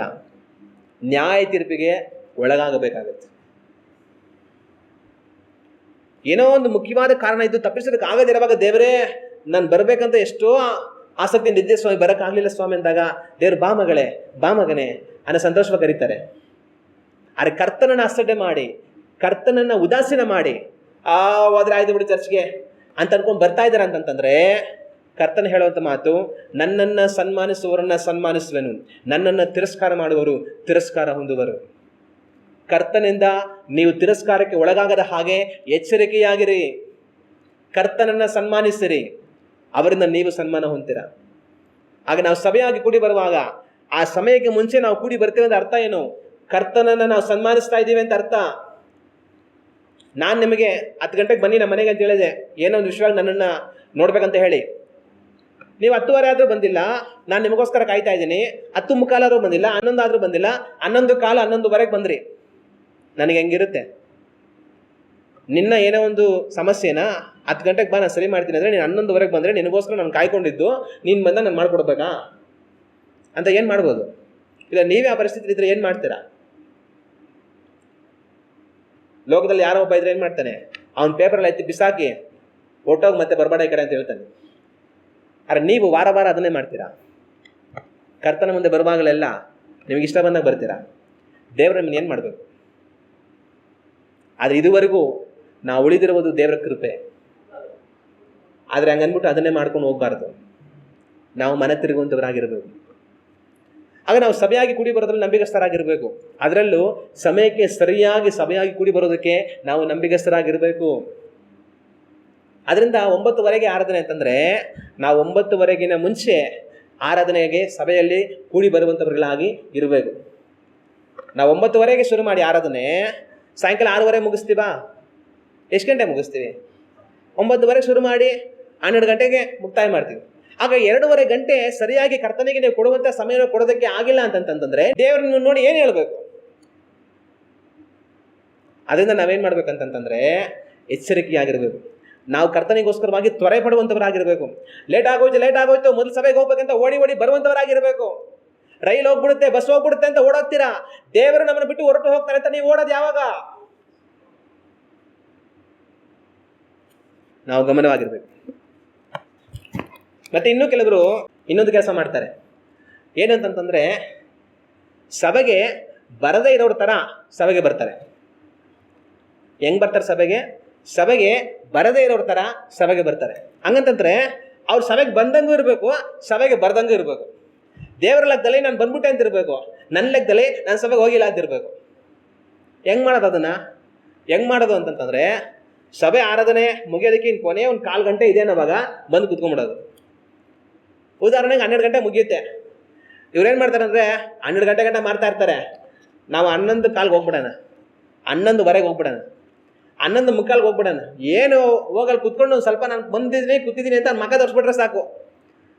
ಆ ಪಾಸ್ಟ್ರು ಈ ಸಿಸ್ಟರ್ ಇವತ್ತು ಬಂದಿದ್ರು, ಈ ಬ್ರದರ್ ಇವತ್ತು ಬಂದಿದ್ರು ಅಂತ ಅಂದ್ಕೊಂಡ್ರೆ ಸಾಕು. ಕೊನೆಯಲ್ಲಿ ಅವ್ರ ಮೆಸೇಜ್ ಎಲ್ಲ ಕೊಟ್ಟು ಮುಗಿಸಿದ್ಮೇಲೆ ಪಾಸ್ಟರ್ ಅಯ್ಯ ಸ್ತೋತ್ರ ಅಯ್ಯ ಅಂತೇಳಿ ಬಂದ್ಬಿಟ್ರೆ ಸಾಕು.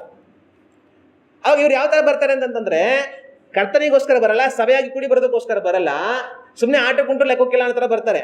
ಬಂದ್ರೂ ಬರದವರಾಗಿ ಬರ್ತಾರೆ. ಅಂದರೆ ಕೊನೆಯಲ್ಲಿ ಒಂದು ಅರ್ಧ ಗಂಟೆ, ಕೊನೆ 1/4 ಗಂಟೆ. ಆಗ ನಾವು ಆ ರೀತಿಯಾಗಿರಬಾರ್ದು, ಕರ್ತನನ್ನು ಹುಡುಕುವಂಥವರಾಗಿರಬೇಕು. ಹಲ್ಲೆಲೂಯ. ಆಗ ನಾವು ಸಭೆಯಾಗಿ ಕೂಡಿ ಬರುವಂಥ ವಿಷಯದಲ್ಲಿ ನಂಬಿಗಸ್ತರಾಗಿರಬೇಕು. ಕರ್ತನಿಗೋಸ್ಕರವಾಗಿ ನಾವು ಸಭೆಗೆ ಬರಬೇಕು. ಸುಮ್ಮನೆ ಕೊನೆಯಲ್ಲಿ ಲಕ್ಷಣ ಬಂದು ಕೂತ್ಕೊಂಡು ಆಮೇಲೆ ಸ್ತೋತ್ರಾಯ ಅಂತ ಹೇಳ್ಬಿಟ್ಟು ಓಡಾಗೋದಕ್ಕೋಸ್ಕರ ಅಲ್ಲ. ಅದನ್ನೆಲ್ಲ ದೇವರ ಲೆಕ್ಕಕ್ಕೆ ತೆಗೆದುಕೊಳ್ಳೋದೇ ಇಲ್ಲ. ಅದರಿಂದ ನಾವು ಗಮನವಾಗಿ ಇರೋಣ. ಮತ್ತು ಇನ್ನೊಂದು ಕೊನೆಯ ವಿಷಯ, ಒಂದೇ ಒಂದು ವಿಷಯ ಏನಂತಂದರೆ, ನಾವು ಸಭೆಯಾಗಿ ಕೂಡಿ ಬರಬೇಕು. ಆದರೆ ನೀವು ಯಾವ ಸಭೆಗೆ ಹೋಗ್ತೀರಾ ಅನ್ನೋದ್ರ ಬಗ್ಗೆ ಗಮನವಾಗಿರಬೇಕು. ಯಾಕೆ ಅಂತಂತಂದರೆ, ಈ ಕಾಲಗಳಲ್ಲಿ ಕಳ್ಳ ಉಪದೇಶಗಳು ಎಲ್ಲ ಕಡೆಗಳಲ್ಲಿ ಇದೆ. ಕರ್ತನ ಸೇವಕ ಅಂತ ಹೇಳಿಕೊಂಡು ವಾಕ್ಯವನ್ನು ಬೋಧಿಸುವವರೆಲ್ಲರೂ ಸಹ ಕರ್ತನ ವಾಕ್ಯವನ್ನು ಇದ್ದ ಹಾಗೆ ಅವರು ಬೋಧಿಸೋದಿಲ್ಲ. ಕಳ್ಳ ಬೋಧನೆ ಮಾಡುವಂಥವರು ತುಂಬ ಜನ ಇದ್ದಾರೆ. ಆಗ ನಾವು ಸಭೆಯಾಗಿ ಕೂಡಿ ಬರಬೇಕು. ಆದರೆ ನಮ್ಮನ್ನು ಕಳ್ಳ ಬೋಧನೆಗಳಲ್ಲಿ ನಡೆಸಿ ದಾರಿ ತಪ್ಪಿಸಿ ಬಿಡುವಂಥ ಸೇವಕರು ಅಂಥ ಸಭೆಗಳಲ್ಲಿ ಹೋಗದ ಹಾಗೆ ನಾವು ಗಮನವಾಗಿರಬೇಕು. ಆದರೆ ನಾವು ಯಾವ ಸಭೆಯಲ್ಲಿ ಹೋಗಬೇಕು?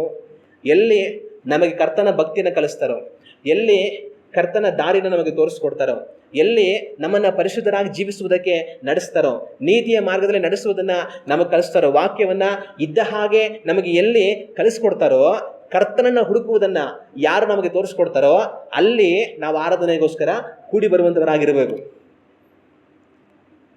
ಆದರೆ ಈ ದಿನಗಳಲ್ಲಿ ಏನಾಗಿದೆ ಅಂತಂತಂದರೆ, ಅನೇಕ ಕಳ್ಳ ಉಪದೇಶಕರು ಬಂದು ಜನಗಳನ್ನು ಯಾಮಾರಿಸುವಂಥವர்களಾಗಿದ್ದಾರೆ. ಅಂತ ಯಾಮರಿ ಹೋಗುವಂಥ ಕೂಟದಲ್ಲಿ ನಾನು ನೀವು ಹೋಗಿ ಯಾಮರಿ ಹೋಗದ ಹಾಗೆ ಗಮನವಾಗಿರಬೇಕು. ಒಂದು ಸರಿ ಒಂದು ಸ್ಥಳದಲ್ಲಿ ಏನಾಗಿತ್ತು ಅಂತಂತಂದರೆ, ಈ ಕಡೆ ಒಂದು ಬಾಗಿಲು, ಈ ಕಡೆ ಒಂದು ಬಾಗಿಲು.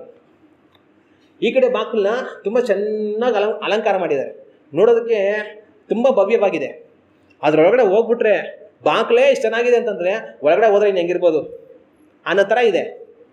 ಇನ್ನೊಂದು ಕಡೆ ಬಂದು ತುಂಬ ಚಿಕ್ಕದು, ತುಂಬ ಇಕ್ಕಟ್ಟು, ಅಲ್ಲಿ ಮುಳ್ಳು ಕಲ್ಲು ಎಲ್ಲ ಇದೆ. ಅದರೊಳಗಡೆ ಹೋಗೋದೇ ಕಷ್ಟ. ಅದರೊಳಗಡೆ ಹೋದರೆ ಅಲ್ಲಿರುವಂಥ ಮುಳ್ಳು ಗಿಳ್ಳೆಲ್ಲ ಕುಚ್ಕೊಂಡು ಪರಿಸ್ಕೊಂಡು ಗಾಯ ಆಗ್ಬಿಡುತ್ತೆ. ಆವಾಗ ಒಬ್ಬ ಏನು ಮಾಡ್ತಾನೆ, ಯೋಚನೆ ಮಾಡ್ತಾನೆ, ಈ ಬಾಗಿಲು ದೊಡ್ಡದಾಗಿ ಎಷ್ಟು ಅಂದವಾಗಿ ಅಲಂಕಾರದಿಂದ ಇದೆ, ಅದು ಈ ಕಡೆ ಬಾಗಿಲು ನೋಡಿದ್ರೆ ಚಿಕ್ಕದು ಮತ್ತು ಮುಳ್ಳು ಗಿಳ್ಳು ಎಲ್ಲ ಇದೆ. ಆ ಚಿಕ್ಕ ಬಾಗಿಲು ನಾನು ತೂರಿ ಹೋಗಿ ಎಲ್ಲ ಗಾಯ ಆಗ್ಬಿಟ್ಟು ನನಗೆ ಕಷ್ಟ ಆಗುತ್ತೆ. ಬಾಗಿಲೇ ಹಿಂಗಿದೆ ಅಂತಂದರೆ ಇನ್ನು ಹೊರಗಡೆ ಹೋದ್ರೆ ಏನಾಗ್ಬೋದು ನಾನು ಅಂತ ಅಂದ್ಕೊಂಡು ಅದು ಬೇಡ ನನಗೆ. ಈ ಕಡೆ ದೊಡ್ಡ ಬಾಗಿಲು, ಅಂದವಾಗಿರುವಂಥ ವಿಶಾಲವಾದ ಬಾಗಿಲಿದೆ, ಅಲ್ಲಿ ಹೋಗ್ತೀನಿ ಅಂತ ಅದ್ರೊಳಗಡೆ ಹೋಗ್ತಾನೆ. ಆದರೆ ಅದ್ರೊಳಗಡೆ ಹೋದ್ಮೇಲೆ ಏನಾಗೋಗುತ್ತಾ, ಅದ್ರೊಳಗಡೆ ಹೋದ್ಮೇಲೆ ಅಲ್ಲಿ ಬೆಂಕಿ ಕೊಂಡ ಇರುತ್ತೆ, ಇವನೆತ್ತಿ ಬೆಂಕಿ ಕೊಂಡದಲ್ಲಿ ಹಾಕ್ತಾರೆ. ಆದರೆ ಈ ಕಡೆ ಚಿಕ್ಕದಾಗಿ ಎಲ್ಲ ಮುಳ್ಳು ಗಿಳ್ಳಿರೋಂಥ ಬಾಗಿಲಿರುತ್ತೆ, ಇದ್ರೊಳಗಡೆ ನಾವು ಹೋಗ್ತಾನೆ. ಏನಾಯಿತು, ತುಂಬ ಚಿಕ್ಕದಾಗಿದೆ, ಮುಳ್ಳು ಗಿಳ್ಳೆಲ್ಲ ಇದೆ, ತುಂಬ ಕಷ್ಟ ಅನ್ನತ್ರ ಅನ್ನಿಸ್ತಾ ಇದೆ, ಪರವಾಗಿಲ್ಲ ನಾನು ಇದರಲ್ಲೇ ಹೋಗ್ತೀನಿ, ಅದೇನಾಗುತ್ತೋ ಆಗಲಿ ಒಳಗಡೆ ಅಂತ ಹೋಗ್ತಾನೆ. ಒಳಗಡೆ ಹೋದ್ಮೇಲಿಂದ ಅಲ್ಲಿ ಪರಲೋಕ ಇರುತ್ತೆ. ಆಗ ಇವತ್ತು ಎಷ್ಟೋ ಸೇವಕರು ಏನು ಮಾಡ್ತಾರೆ ಅಂದರೆ, ಜನಗಳಿಗೆ ಅಂದವಾದ ಬಾಗಿಲು ತೋರಿಸ್ತಾರೆ, ಇವ್ರೇನು ಮಾಡ್ತಾರೆ, ಅವರಿಂದ ಹೋಗ್ತಾರೆ. ಆದರೆ ಕೊನೆಗೆ ಏನಾಗ್ತಾರೆ ಅಂದರೆ, ಇವರು ನಾಶನಕ್ಕೆ ಹೋಗ್ತಾರೆ, ಅವರನ್ನು ನಾಶನಕ್ಕೆ ತಳ್ಳಿಬಿಡ್ತಾರೆ. ಆದರೆ ಯೇಸು ಕ್ರಿಸ್ತನ ತೋರಿಸಿಕೊಟ್ಟದ್ದು ಚಿಕ್ಕ ಬಾಗಿಲು, ಯೇಸು ಕ್ರಿಸ್ತನ ತೋರಿಸಿಕೊಟ್ಟದ್ದು ಶಿಲುಬೆ, ಮುಳ್ಳು, ಕಷ್ಟ, ಸಮಸ್ಯೆ. ಅದರ ಮುಖಾಂತರವಾಗಿ ಹಾದು ಹೋಗುವವನು ನಿತ್ಯ ಜೀವನ ಪಡ್ಕೊಳ್ತಾನೆ, ದೇವರ ರಾಜ್ಯವನ್ನು ಪ್ರವೇಶಿಸ್ತಾನೆ. ಹಲ್ಲೆಲೂಯ. ಅದರಿಂದ ನಾವು ಸಭೆಯಾಗಿ ಕೂಡಿ ಬರಬೇಕು. ಆದರೆ ಯಾವ ಸಭೆಯಲ್ಲಿ ಕೂಡಿ ಬರಬೇಕು ಅದು ನಮಗೆ ತಿಳಿದಿರಬೇಕು. ನಮ್ಮನ್ನು ಕರ್ತನ ಕಡೆಗೆ ತಿರುಗಿಸುವ, ಪರಿಶುದ್ಧತೆಗೆ ನಡೆಸುವ, ನೀತಿಗೆ ನಡೆಸುವ, ದೇವರ ಭಕ್ತಿಗೆ ನಡೆಸುವ, ಭಯಕ್ಕೆ ನಡೆಸುವಂಥ ಸಭೆಗಳಲ್ಲಿ ನಾವು ಆರಾಧನೆಗೋಸ್ಕರವಾಗಿ ಕೂಡಿ ಬರಬೇಕು. ಆದರೆ ಇನ್ನೊಂದು ಕೂಟ ಲೋಕದಲ್ಲಿದೆ. ಆ ಕೂಟ ಎಂಥದ್ದು ಅಂತಂತಂದರೆ, ಬನ್ನಿ ನಿಮಗೆ ಸಕಲ ಆಶೀರ್ವಾದ ಸಿಗುತ್ತೆ, ನೀವು ತುಂಬ ಐಶ್ವರ್ಯವಂತರಾಗ್ತೀರಾ, ನಿಮಗೆ ಯಾವ ತೊಂದರೆ ಇರೋದಿಲ್ಲ, ನಿಮಗೆ ಯಾವ ಸಮಸ್ಯೆ ಇರೋದಿಲ್ಲ.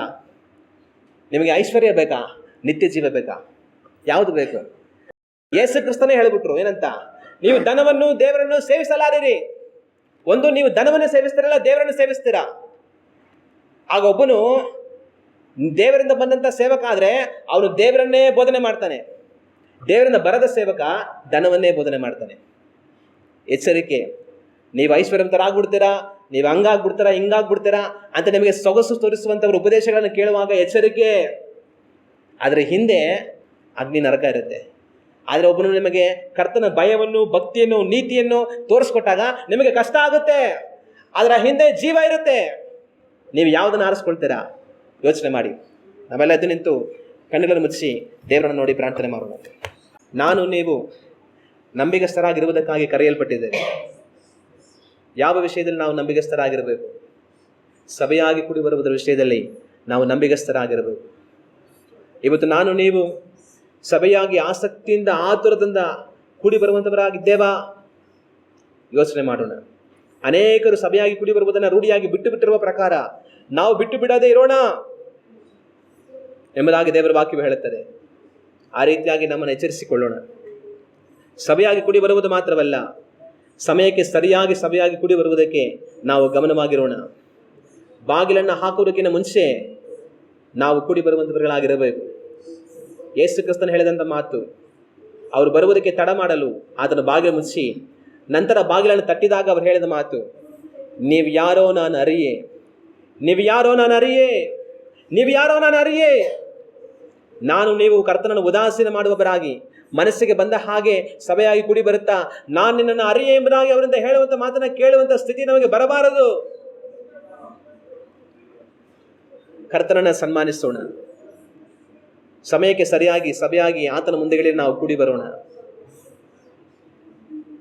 ಸಭೆಗೆ ಬಂದು ಬರದವರಗಳಾಗಿ ಅಲ್ಲದೆ, ಲೋಕದಲ್ಲಿ ಹೋಗುವುದಕ್ಕಿಂತ ಮುಂಚೆ ಹೆಸರಿಗೋಸ್ಕರವಾಗಿ ಸಭೆಯಲ್ಲಿ ಬಂದು ಕುಳಿತುಕೊಳ್ಳದೆ, ಪಾಸ್ಟರಿಗೆ ಮಖವನ್ನು ತೋರಿಸುವುದಕ್ಕಾಗಿ ಬಂದು ಕೂತುಕೊಳ್ಳದೆ, ಕರ್ತನ ಮಖವನ್ನು ಹುಡುಕುವುದಕ್ಕಾಗಿ ಸಭೆಗೆ ನಾವು ಬರೋಣ. ಎಲ್ಲೋ ಹೋಗುವುದಕ್ಕಿಂತ ಮುಂಚೆ ಸಭೆಗೆ ಬಂದು ಕುಳಿತು ಹೋಗುವುದಲ್ಲ, ಕರ್ತನ ಬಳಿಗೆ ನಾನು ಹೋಗುತ್ತೇನೆ ಎಂಬುದಾಗಿ ನಾವು ಸಭೆಗೆ ಬರಬೇಕು. ಗಮನವಾಗಿರೋಣ. ಸಭೆಯಾಗಿ ನಾವು ಕೂಡಿ ಬರಬೇಕು. ಆದರೆ ಯಾವ ಸಭೆಯಲ್ಲಿ ನಾವು ಕೂಡಿ ಬರುತ್ತೇವೆ ಎಚ್ಚರಿಕೆಯಾಗಿರೋಣ. ಅನೇಕ ಕಳ್ಳ ಉಪದೇಶಗಳಿದ್ದಾರೆ. ಕರ್ತನಿಂದ ನಮ್ಮನ್ನು ವಂಚಿಸಿ, ಕರ್ತನ ಭಕ್ತಿಯನ್ನು ತೆಗೆದುಹಾಕಿ, ಕರ್ತನ ಭಯವನ್ನು ತೆಗೆದುಹಾಕಿ, ದೇವರ ನೀತಿಯನ್ನು, ಪರಿಶುದ್ಧತೆಯನ್ನು ತೆಗೆದುಹಾಕಿ, ಜನಗಳ ಮನಸ್ಸಿಗೆ ಬಂದ ಹಾಗೆ ಈ ಲೋಕವನ್ನು ಪ್ರೀತಿಸಿ ಬದುಕುವುದಕ್ಕಾಗಿ ಉಪದೇಶಗಳನ್ನು ಮಾಡಿ ತಾವು ನಾಶವಾಗಿ ಅವರನ್ನು ನಾಶಗೊಳಪಡಿಸುವಂಥ ಕಳ್ಳ ಬೋಧಕರು ಈ ಕಾಲಗಳಲ್ಲಿದ್ದಾರೆ. ನೀವು ಯಾವ ಸಭೆಗೆ ಹೋಗ್ತೀರಾ? ಯಾರ ಉಪದೇಶವನ್ನು ಕೇಳ್ತೀರಾ? ಗಮನವಾಗಿರಿ. ನಿಮಗೆ ಪ್ರಿಯವಾಗಿರುವಂಥ ಉಪದೇಶಗಳು ಕಡೆಗೆ ನಿಮ್ಮನ್ನು ನಾಶನಕ್ಕೆ ಎಳೆಯುತ್ತವೆ. ನಿಮ್ಮ ಮನಸ್ಸನ್ನು ಕುಚ್ಚುವಂಥ ಉಪದೇಶಗಳು ಒಂದು ದಿವಸ ನಿಮಗೆ ಜೀವವನ್ನು ಉಂಟು ಮಾಡುತ್ತವೆ. ನಾವು ಯಾವ ಸಭೆಗೆ ಹೋಗುತ್ತೇವೆ, ಯಾರ ಉಪದೇಶಗಳನ್ನು ಕೇಳುತ್ತೇವೆ, ಗಮನವಾಗಿರೋಣ. ನಾವು ಕಣ್ಣುಗಳನ್ನು ಮುಚ್ಚಿ ಪ್ರಾರ್ಥನೆ ಮಾಡೋಣ.